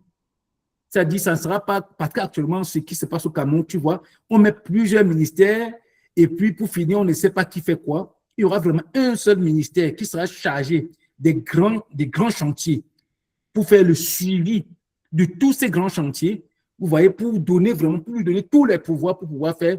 Je prends l'exemple, un peu quand tu prends les trucs, ministère des Transports, ministère des Infrastructures, comme avec Anganou, tu vois, on ne sait pas qui fait quoi, il y a tout ce méli-mélo. Mais je crois que dans le programme, comme le président nous disait souvent, on doit pouvoir avoir un ministère, un grand ministère qui va s'occuper de ces infrastructures parce qu'il faut qu'à la base, on ait toutes ces infrastructures pour pouvoir mener à bien cette politique. Par exemple, quand on va construire des lycées, je prends un cas, on lance un chantier, on dit on veut construire, par exemple, on veut construire dans toutes les communes du Cameroun un centre sportif. On n'a pas besoin que ça passe. Donc, on dit 360 centres sportifs au bout de 2 ans. On dit on veut construire des lycées, on construit avec des standards bien pensés pour pouvoir permettre aux gens en même temps. C'est pour ça qu'on a dit tout est bien pensé, où on peut faire des études, on peut faire du sport, on peut faire ci. Donc, tout ça sera vraiment bien pensé dans la construction. C'est-à-dire qu'il y aura vraiment un très grand ministère qui s'occupera des infrastructures, pensé dans tout ce sens-là.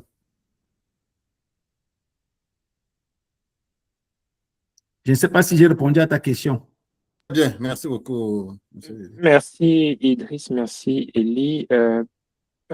Avant de prendre les prochaines mains levées, il y avait encore une question dans le chat de Steve. Quelles sont les attentes du parti envers sa diaspora? Bon, les attentes du parti envers la diaspora, je vois qu'il y a même le départemental Blaise qui est là. Je crois qu'il peut m'aider aussi. Hein. C'est quand même un gros cadre. Blaise, ton micro est fermé. Oui. Départemental. Ah, Blaise merci beaucoup. Vraiment, merci pour ce grand travail. C'est vraiment déjà la longueur. Hein. Ça veut dire vraiment le travail est très fouillé, Papa Lee. Merci beaucoup. Et tu es dans les profondeurs, tu as pratiquement tout ressassé, pratiquement. Et je te remercie pour ce... Nous te remercions infiniment pour ce travail. Merci, donc, effectivement, oui, par rapport aux attentes du parti, par rapport à la diaspora, je crois que vous le savez, il n'y a pas un discours où le président ne fait pas mention de la diaspora. La diaspora, les attentes de la diaspora, d'abord, c'est sur le savoir que la diaspora détient. Nous avons beaucoup d'ingénieurs, nous avons des médecins qui sont vraiment très capés. Et le Cameroun a besoin de tous ces savoirs-là pour pouvoir se développer. Nous avons des gens qui ont une culture d'entreprise. La diaspora camerounaise est composée des gens qui ont une certaine culture d'entreprise, qui ont un sens du travail beaucoup plus élevé. Le Cameroun est l'idée du travail au Cameroun aujourd'hui est sérieusement altérée. Donc, ce qui fait que le président, c'est pour ça que si vous voyez, c'est en Europe, c'est dans la diaspora qu'il a même inauguré sa campagne, la campagne 2025, qui n'a pas pu, voilà. Donc, les attentes sont énormes et il le répète à chaque fois. Donc, une fois que j'ai dit ça, je voudrais revenir sur la création le parcours du parti, les amis. Le parti est né déjà, Elie l'a très bien décrite. C'est-à-dire que c'est une idée mûrie depuis longtemps. Je vous assure, le MRC, la gestation du MRC a commencé depuis 2008. Donc, quand vous voyez 2012, c'était mais vraiment l'aboutissement d'un long processus. Quand Elie dit qu'il rencontre le 2011 déjà, vous voyez, le parti n'est même pas encore né. Donc, le PN était déjà, mais vraiment en train de penser le Cameroun. Il pensait déjà le Cameroun. Donc, dans son parcours, effectivement, le parti est né. Quand on dit que c'est un parti né par césarienne, il donne déjà à la naissance, on nous envoie les militaires, les gendarmes, les policiers saccagés, refusant la prononciation du discours parce qu'ils ne voulaient pas que le discours soit prononcé. Et le MRC était déjà préparé à ça, à cette adversité-là. Le MRC est né dans la nuit à Oudja. Ça, c'est la naissance. Rien que la naissance, ça vous dit donc que la vie qu'il va lui être réservée dans ce pays-là ne va pas être facile. Et donc, voilà la naissance. Et avec cette difficulté-là, le MRC savait qu'il devait porter son projet auprès des Camerounais dans leur case. Et c'est la raison pour laquelle l'implantation du parti était une urgence, une nécessité. Et l'implantation s'est faite. Et nous avons vu la réalité de cette implantation-là dans la participation des 20 mai. Les amis, de 2015, 2016, 2014, 2015, 2016, le défilé du 20 mai au Cameroun, je vous assure, même dans la vallée du Ntem, même à Choliré, Tokombéré, partout, le MRC, mais vraiment démontré, avait des carreaux, mais plusieurs carreaux pour le défilé des amis. Donc, après le défilé, effectivement, il y a eu la participation aux élections. Et la première élection, effectivement, nous sommes sortis là, mais vraiment un parti très jeune. Comme Papa Elie a dit, un député avec, dans le contexte là, un député avec les élus, honnêtement parlant, chapeau quoi.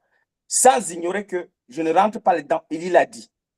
Avec on avait gagné, Kamto a gagné les élections dans le Fundi, c'est le RDPC qui dit ça. C'est le RDPC qui dit que si Kamto, ce n'était pas Kamto qui était candidat dans le Fundi, comme candidat du MSC, quelqu'un d'autre aurait gagné. Et il y a quelqu'un qui dit, c'est Sosten Medalipot, qui disait que lui, le MSC n'avait pas voulu que ce soit lui candidat, parce que s'il avait été si c'était lui tête de liste, le régime allait valider la victoire de Kamto qui était refusée. Donc, vous voyez le pays dans lequel... Voilà le parcours du MSC, les amis. Donc, effectivement, ça a donc continué comme ça. Et nous n'allons pas oublier que en 2018, alors maintenant, le MSC est le premier parti qui porte la revendication, ce qu'on appelle revendication d'une victoire à la Cour constitutionnelle. Et nous avons démontré point par point à Mondovision que ELECAM est un organe de vol, de fraude. C'est le MSC qui a fait ça, dans la première fois dans l'histoire de notre pays. Peut-être que c'est déjà passé ailleurs, mais honnêtement parlant, de notre mémoire, c'est le MSC qui a fait ça. Tout le monde avait parfaitement compris que ces gens-là avaient des PV non signés parce qu'ils ne voulaient pas reconnaître les PV signés qui donnaient le MSC victorieux en 2018. Et nous avons compris. Nous avons compris que la Cour constitutionnelle a déclaré vainqueur, a déclaré Biya vainqueur. Quand la Cour constitutionnelle déclare que tel candidat est vainqueur, qu'il ait tort ou raison, les décisions de la Cour constitutionnelle sont des dogmes. Et donc, forcément, qu'est-ce qu'on a dit? Avec la hiérarchie des normes, nous sommes partis à l'UA. Parce qu'au-dessus de la Cour constitutionnelle, il y a donc des accords internationaux. Nous sommes partis de là. Jusqu'au moment où nous avons fait ce parcours. Ce parcours-là était pour nous. C'était aussi, mais aussi et surtout pour les Camerounais. C'était un enseignement aux Camerounais.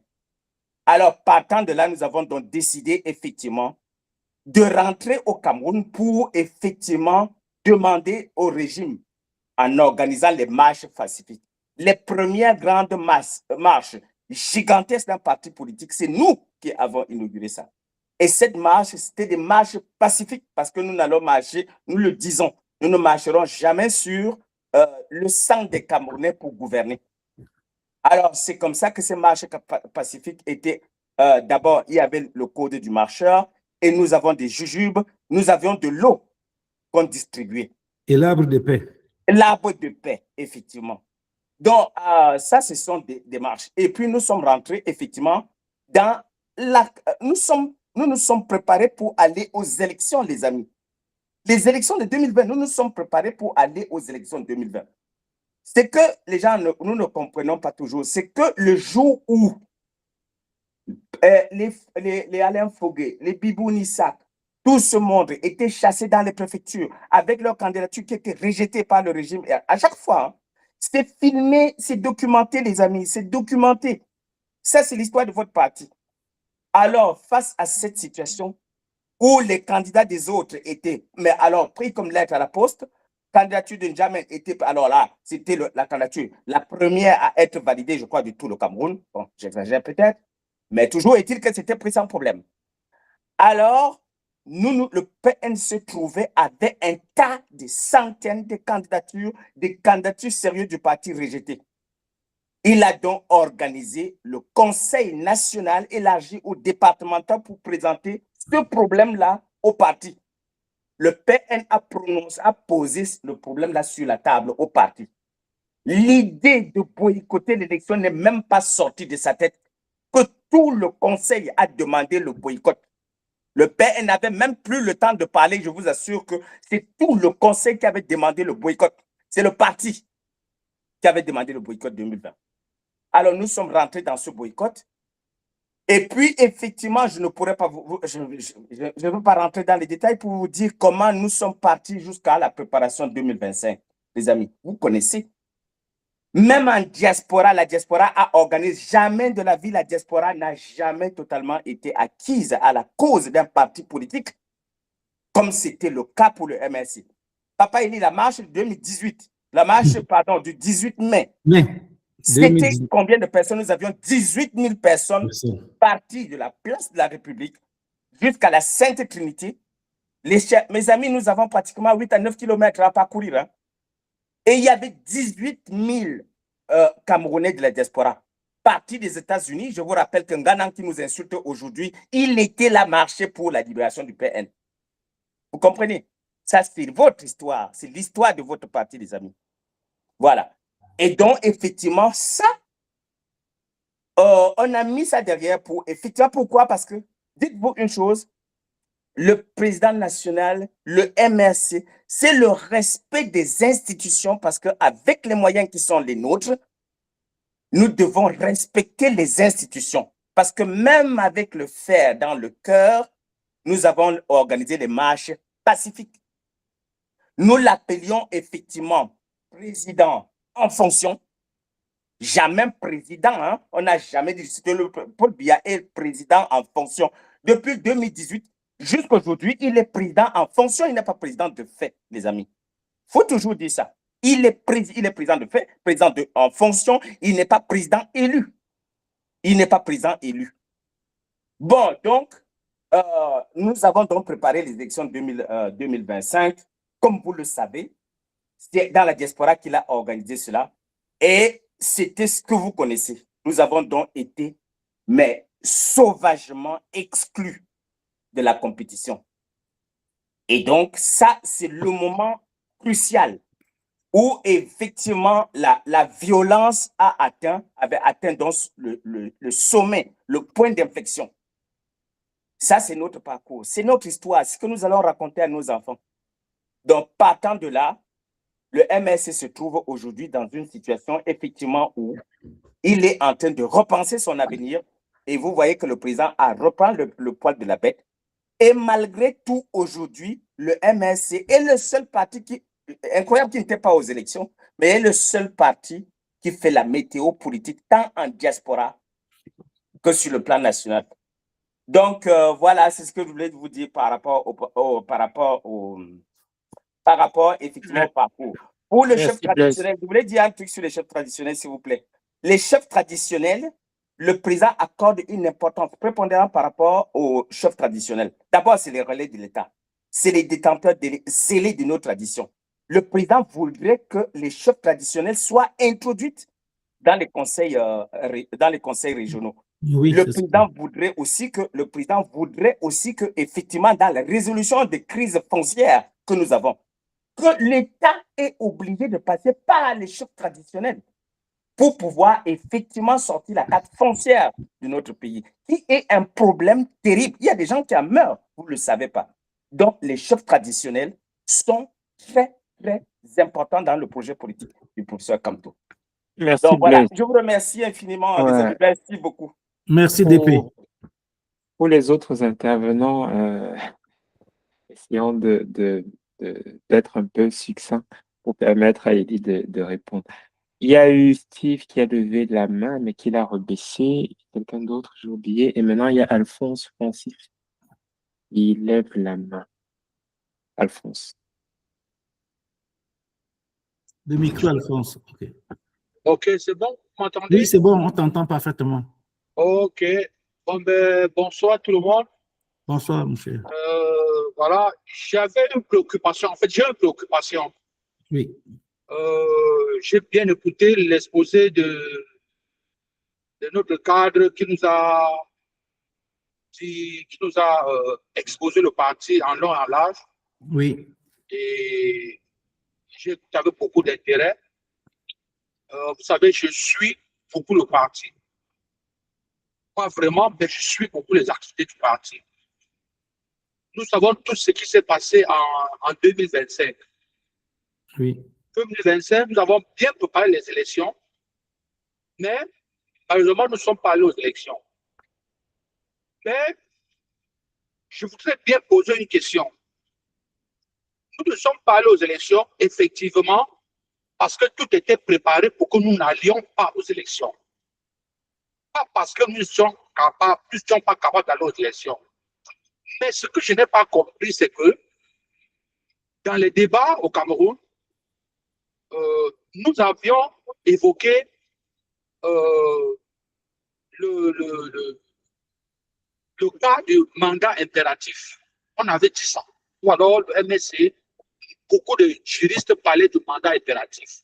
Oui. Alors, il était question de comment aller aux élections. Aller avec notre candidat, avec le candidat du parti, ou aller prendre un parti d'emprunt. D'accord. Le président a utilisé de ses pouvoirs pour aller prendre, c'est pas un parti d'emprunt. Moi, j'attendais à ce que le MSC présente un autre candidat. Comme ça, pour défendre dans le mandat, c'est ce mandat impératif-là. C'est-à-dire que moi, je pensais qu'on devait avoir deux candidats. Le président, le boss allait au Manidem comme il est allé, qui était une très bonne chose, une très bonne surprise.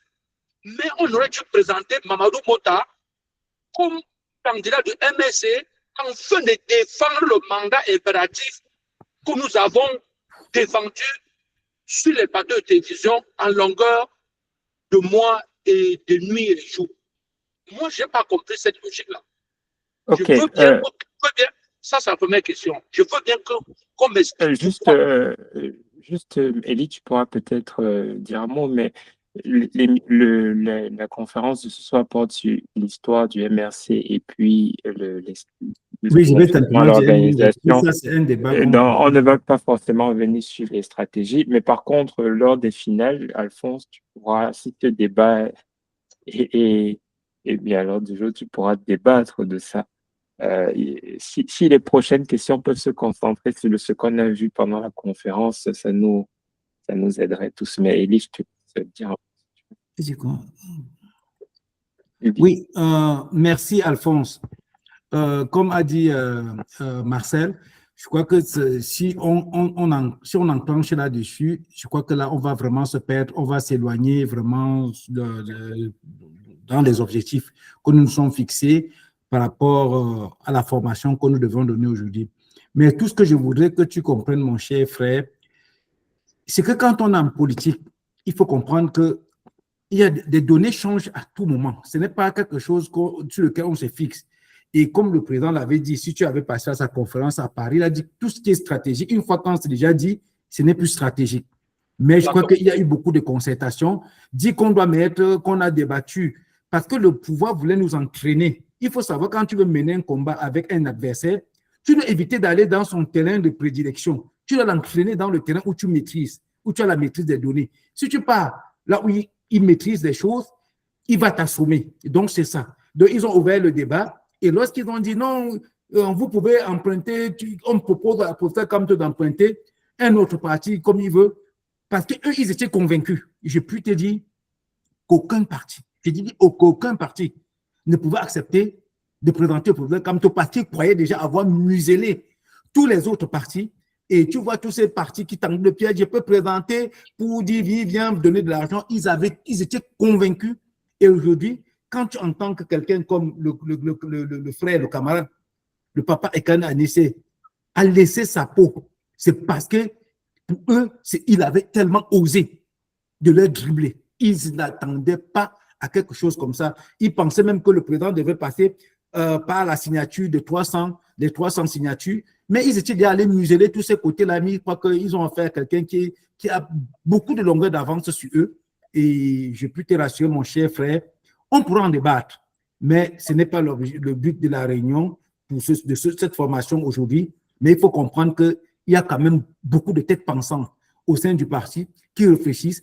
Ne pas dire qu'on a mis Mamad, il ne faut pas perdre d'énergie, mais on savait qu'il nous tendait le pied. Si on avait même mis Mamadou Mota, je peux te rassurer, il devait dire mandat impératif, ça ne passe pas. Ça, c'était clair pour eux. Ils n'avaient même pas, ils ne discutaient pas là-dessus. Mais ils savaient qu'ils avaient tout bloqué, mais ils étaient très surpris de voir qu'il y avait quand même quelqu'un qui a porté la candidature. Et tu veux voir comment on a rejeté la candidature la plus sauvage, c'est-à-dire même dans un pays normal. Quelqu'un qui vient, il essaie même de truquer son propre site Internet. Tu peux comprendre qu'ils n'avaient plus honte de faire ce qu'ils ont fait. On les a poussés à faire ce que même quelqu'un de normal ne pouvait pas faire. Donc, mon frère, je crois toujours, il faut comprendre que dans une lutte politique, il y a beaucoup d'enseignements. Et c'est ça qu'il faut tirer. Et je dis toujours, une lutte elle est longue et difficile. C'est depuis des années que les gens se battent. Et pourquoi on y arrive à un pays, vraiment, quand le départemental de France vous dit comment le MRC est né, c'est dans la douleur. C'est par césarien, ce n'est même depuis le commencement. Le MRC est toujours dans ce combat. Et il faut que nous acceptons. Et je peux vous dire, lorsqu'on doit gagner, on doit la savourer avec beaucoup, beaucoup, beaucoup d'amour, parce qu'on saura d'où nous venons. Merci. Le prochain sur la liste, c'est Steve. Après, avant que tu parles, Steve, dans le chat, tu as posé plein de questions qui ont lié au programme. Quelle est la place de la pharmacopée, le plan touristique, la jeunesse, la vision du parti? Donc peut-être, si c'est les mêmes questions que tu veux poser, peut-être résumer en comment on fait pour connaître le programme plutôt que comme ça, chacun peut devenir autonome. Mais je te laisse poser tes questions. Mais on ne va pas faire une question avec plusieurs volets. Oui, Steve, ton micro. Merci. Bonsoir à vous. Bonsoir, Steve.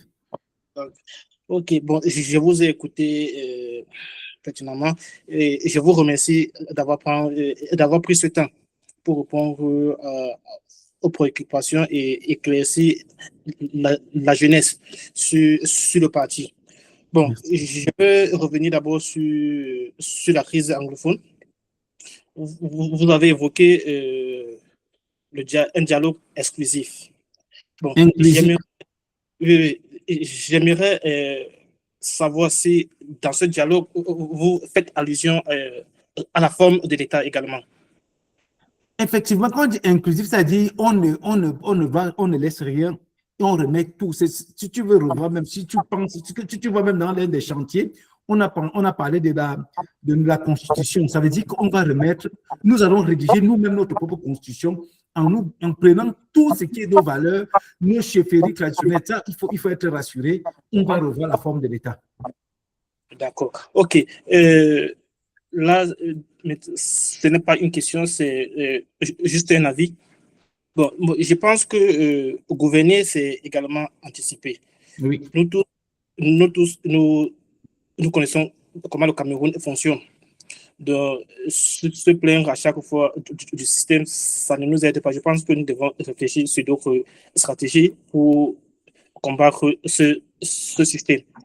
Par exemple, je pense que de s'attarder sur Ilekam, puisque nous savons que Ilekam est nommé par le gouvernement, forcément, il travaille pour le gouvernement. Bon, étant donné que les choses se décident au Parlement, pourquoi pas se focaliser d'abord sur le Parlement avant maintenant de revoir d'autres aspects politiques? Oui, quand tu dis qu'on doit se revoir, déjà, on est dans un pays qui n'est pas normal. À l'heure actuelle où nous sommes là actuellement, mon cher Steve, personne ne connaît le calendrier électoral. C'est Paul Biassel qui sait quand est-ce qu'il... Normalement, on devait passer, tu te rappelles, si on devait suivre la logique, normalement, on devait d'abord faire une élection législative et municipale avant les présidentielles. Il a inversé, et même aujourd'hui, on a fait les élections présidentielles, on devait faire les élections législatives, on ne sait plus quand, parce qu'il a même encore modifié la constitution en disant qu'il peut reporter autant de fois qu'il peut. Donc, ne serons pas surpris qu'avec ce régime, qu'il n'y ait même plus jamais d'élection au Cameroun. Ça, c'est la réalité. D'accord. OK. Donc, je pense que c'est... Et si tu suis même le discours du président depuis le boycott que nous avons mené en 2020 et lors du congrès de Konsamba, quand on a repris encore le truc, il avait dit que le MRC a assez payé très fort ce sacrifice et que nous irons à toutes les élections. Quelles que soient les élections, le MRC participera. Donc, on s'attendait. Et les gens n'avaient pas compris que même en boycottant 2020, c'est parce que les gens pensent toujours le Cameroun. Ce ne sont pas les gens qui voient le Cameroun dans le long terme. Le président, tout était bien pensé. Il savait que même si nous boycottons les élections de 2020, on pourra participer aux élections de 2025 parce qu'il était normal qu'on organise d'abord les élections législatives et municipales où il était certain que nous devions avoir au moins des élus et qui pourraient nous permettre de candidater. Mais comme ces gens-là avaient piégé notre parti, il faut simplement savoir que, comme le départemental disait, ils n'avaient pas seulement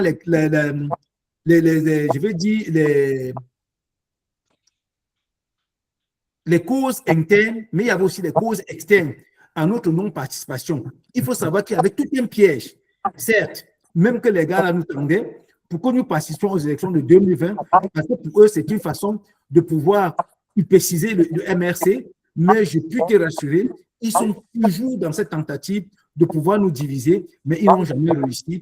Et c'est pour cela que, de façon stratégique, le parti réfléchit mûrement. Et même à cette élection de 2025 où notre candidat a été rejeté, si vous voyez comment l'évolution des choses, on ne peut pas, si quelqu'un qui est bien construit et normalement et qui a une bonne vision politique comprend pourquoi le président n'avait pas.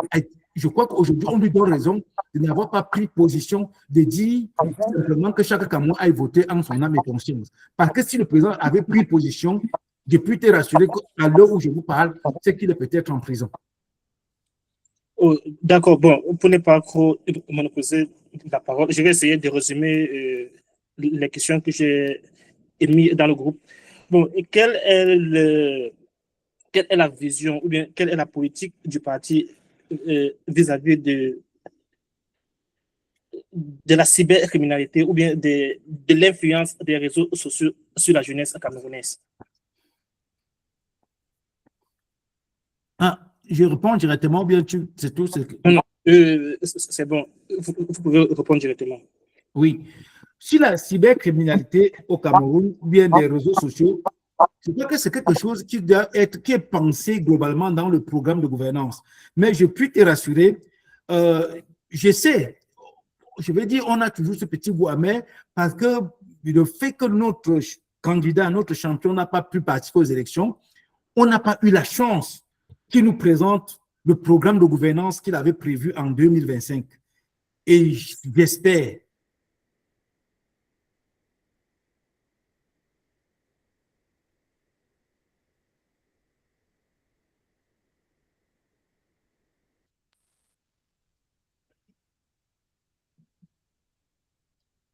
C'est lui qui est parti aussi. Ah oui, justement, on n'entend plus rien. Ah, ok, donc c'est lui qui a un problème. Ça doit être un problème de connexion, certainement.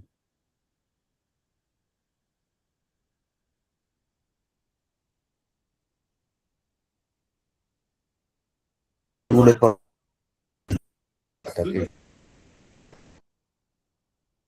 Élie, on ne sait pas si tu nous entends, mais nous, on ne t'entend plus.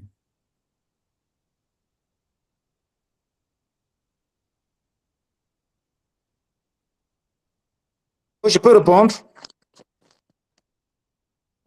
Allô? Oui, mon ordinateur, voilà, ça s'est éteint. Bon, c'est en train de redémarrer. Excusez-moi. Comme je disais tantôt à mon jeune frère, que je dis toujours, je garde ce petit goût amer parce qu'on n'a pas donné l'opportunité à notre président de présenter le programme de gouvernance qu'il avait vraiment bien concocté pour nous parler de comment la vision qu'il avait pour le Cameroun. Et je peux te dire que ce programme de gouvernance n'était pas quelque chose qui travaillait simplement par le président. Il faut savoir qu'il y a beaucoup d'experts qui travaillent en back-office. Et je ne veux pas simplement me cacher, quelqu'un comme Marcel, si je te dis ce qui est le travail qu'il a là-bas sur la question linguistique, tu ne peux pas. C'est-à-dire, j'espère un jour, et je croise les doigts, qu'on aura l'opportunité de montrer simplement ce que le MRC pensait pour le Cameroun en 2025. Et je crois que tous ces problèmes-là, jusqu'à aujourd'hui, on continue toujours d'enrichir notre programme de gouvernance en faisant appel à toutes les bonnes volontés, à tous ceux qui, toi-même, tu as une expertise dans quel que soit le domaine où tu sens que tu peux contribuer, vraiment, tu es la bienvenue. Mais je crois bien, parce que quand on a pensé, on a une gouvernance avec, je vais dire, on parlait de la e-gouvernance, tous ces pensées, et je crois qu'il y a toutes ces choses qui sont vraiment prévues dans notre programme. Et je peux te rassurer, le jour que tu auras l'occasion, et je crois que le président pourra peut-être permettre qu'un jour on présente ce programme de gouvernance, tu ne seras pas surpris. Je vais te dire, peut-être tu seras très surpris et très agréablement de voir qu'on a vraiment un parti qui est bien organisé et très bien structuré, mon cher frère. D'accord, merci pour la réponse. Désiré? Oui, merci. Bonsoir à tout le monde. Merci, Elie, pour ta présentation. Je n'ai pas en réalité de questions, mais c'est plutôt une sollicitation. Oui. Et je vais le faire en 2 points. Le premier point, c'est de rappeler aux gens que effectivement le mandat impératif est nul. Ce n'est pas parce qu'on n'a pas utilisé cette voie que au niveau de la loi, les positions que le MRC prenait étaient erronées. Il y a ce qu'on appelle la communication politique qui est très souvent orientée à faire croire que ce qui est blanc est noir et que ce qui est noir est blanc. Ça peut arriver. Donc, même l'idée et le débat sur le mandat impératif, les fondements que les cadres du MRC ont défendus sur ce point de vue étaient conformes par rapport à la loi. Et on a bien pris des exemples des cas pratiques comme le cas de Aya Paul Abin, si je me souviens bien. Oui. Et le président, lors de sa dernière conférence, a également évoqué les élections qui ont pu avoir lieu au niveau du conseil régional, en l'occurrence dans la partie du Nord, où on a bien vu que l'applicabilité du mandat impératif nul était effective. Maintenant, comme le MRC était une cible qu'on ne voulait pas, il y a eu des pratiques énormes. On a déjà cité ici le cas de ce qui s'est passé avec les falsifications sur un site Internet et autres qui sont des trucs largement flagrants. Donc, ce n'est pas parce que, justement, on est allé prendre un parti d'emprunt que ça voulait dire que le mandat impératif n'était pas nul. Le mandat impératif est nul. Et on aurait bien pu se présenter, sauf qu'on savait que, étant une cible, on allait directement être bloqué pour cela. Mais il faut aussi tenir compte du fait qu'en ayant fait cette autre pratique, ça a aussi contribué à mettre en exergue les malpratiques du gouvernement. Parce que le ministère de l'Intérieur, qui se sent poussé à bout au point de recruter un autre président d'un parti à minuit, au point de falsifier un site Internet à minuit, après avoir déjà recruté des observateurs internationaux fartistes. Donc, il faut voir que le travail du MRC a consisté à mettre de plus en plus en évidence les dysfonctionnements du régime, que si on dénonçait sans les mettre face à des situations concrètes, ça aurait, d'un point de vue de la perception du grand public, ça n'aurait pas eu un réel effet. Mais le fait de les avoir poussés à bout, de les avoir obligés à agir d'une certaine façon, a aussi participé au fait que les grandes masses ont réalisé qu'effectivement, ce qu'on dit est vrai par rapport à ce mode de gouvernement. La deuxième chose que je voulais évoquer, c'est par rapport à l'hymne du MRC. Je pense que quand on fait une formation sur l'historique, ça c'est plus une sollicitation, il faudra intégrer ce volet de cet hymne. Je le dis parce que je crois que l'hymne du MRC, dans son texte, est très très riche, est très très émouvant, est très bien pensé. Et je voudrais que cette sollicitation aille même jusqu'au niveau du président national, parce que je remarque que lors de ces conférences, avant le moment d'attente, on peut jouer cet hymne qui parle du Cameroun en général, qui revient sur l'histoire du Cameroun, qui relève la grandeur du Cameroun, qui relève les diversités du Cameroun, qui relève le fait que le Cameroun a eu des hommes forts, une richesse culturelle, une variété que nous, on ne met pas tellement en exergue. Une conférence comme celle-ci, le temps d'attente, on peut mettre aussi cet hymne. Il faut que nous, on contribue à mettre l'hymne du MRC en valeur. Parce que pour moi, c'est un hymne qui est vraiment parlant dans son texte. Voilà. Et peut-être nous édifier davantage aussi sur l'écriture de cet hymne qu'il a fait, parce que pour moi, c'est vraiment un texte qu'il faut apprendre. Voilà, c'est tout. Merci. Merci beaucoup, Désiré. Merci pour la petite histoire. L'homme qui a écrit cet hymne s'appelle Jean Loé. Il est au UK et je crois que vous aurez l'occasion. C'est quelqu'un de très discret qui vraiment, quand il est même au milieu de vous, il ne veut même pas se faire connaître. Mais je crois qu'on aura l'occasion vraiment de célébrer vraiment cette hymne. Vraiment, elle est assez profonde. Ce que tu viens de faire comme remarque, vraiment, on doit prendre en compte et que dans la présentation, j'y ajouterai quand même ce point-là en disant que nous sommes le seul parti qui avons quand même une hymne. Oui. OK, merci. Oui. Merci. Alors, il y a Albertine qui avait la main, mais c'est toi. Ah, c'est moi, non, c'est Albertine. C'est parce que j'ai seulement volé son téléphone. Albertine, tu as la main? Non, sais parce c'était qu'elle une avait- erreur. OK, Ah, ça va. ok. Et il y a Idriss qui a de nouveau. Alors, on va prendre 2, 3 dernières questions maximum. Et il y a Idriss qui a une question. Idriss Martial depuis l'Angleterre. Ok, merci beaucoup. C'est pas une question, c'est juste une petite contribution, si vous permettez. Merci. À la suite du frère de l'aîné Blaise, qui relevait le fait que le parti est né par césarien, et justement, c'était vraiment très violent, oui, ton hôtel, très, très violent. Et moi, particulièrement à l'époque, c'est même cet acharnement qui m'a amené à me poser des questions sur qu'est-ce qui se passe? Et a attiré mon attention et a commencé à m'intéresser au parti. Et avant même que le parti, que les cadres ne se retrouvent à Oudja pour lancer le parti, après ce qui s'est passé au Hilton, le parti est allé louer la salle le gymnase, le collège La Gaîté. Et tout était calé, mais sauf que le jour J, voilà, la pression a été mise sur les propriétaires de cancel, d'annuler cette réservation. C'était une contribution. Et non par rapport au boycott, ça c'est un témoignage de 2020, ça c'est un témoignage que je vais apporter. Quand on dit aux gens que les choses sont passées, j'en crois que peut-être que ce sont des choses qu'on parle en l'air. Je n'ai pas d'un cas que j'ai vécu. En 2020, je suis allé à la mairie de Foulan, Yaoundé 3, pour certifier certains documents, pour les processus académiques. Je suis arrivé là et puis bon, voilà. Le sous-préfet n'est pas là. Bon, déjà, il y avait environ 20 personnes qui attendaient aussi. À un moment donné, la secrétaire du sous-préfet sort et dit que bon, voilà, tous ceux qui sont venus signer les documents qui n'ont rien à voir avec la politique, promettez. Les autres, attendez, le sous-préfet va en tourner. Donc, c'était pour vous montrer, c'était un témoignage que j'ai vécu en 2020.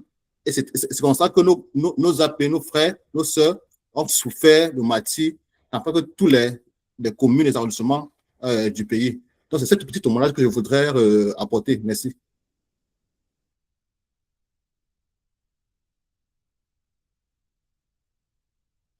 Merci, Idriss. Nous n'avons plus de main levée. Élie. Honorine? Oui, je suis là, j'écoute les interactions, les interventions très riches ici qui contribuent encore à renforcer la formation qu'on a eue. Et c'est vrai que voilà, on a bien respecté le temps parce qu'on tire vers la fin. Je crois que ici, je vois que notre formateur a de nouveau quelques soucis avec sa connexion, mais voilà, merci à tous et toutes pour ce premier module, cette première, enfin en tout cas le premier module ici du PDF Challenge. Et donc c'est vraiment la preuve qu'on est concentré, on est remobilisé pour cette première phase. Donc, voilà, pour ceux qui n'ont pas entendu au début, je rappelle les prochaines dates. Le prochain module, ce sera le 30 avril, donc c'est jeudi prochain à la même heure. Et voilà, on vous enverrait tous les détails pratiques pour ce module-là. Et ensuite, on aura notre quiz à Manchester lors de l'Assemblée générale du UK. Voilà, donc c'est notamment Idriss ici qui fait partie de ceux qui vont nous accueillir à Manchester. Et donc voilà, ici, tout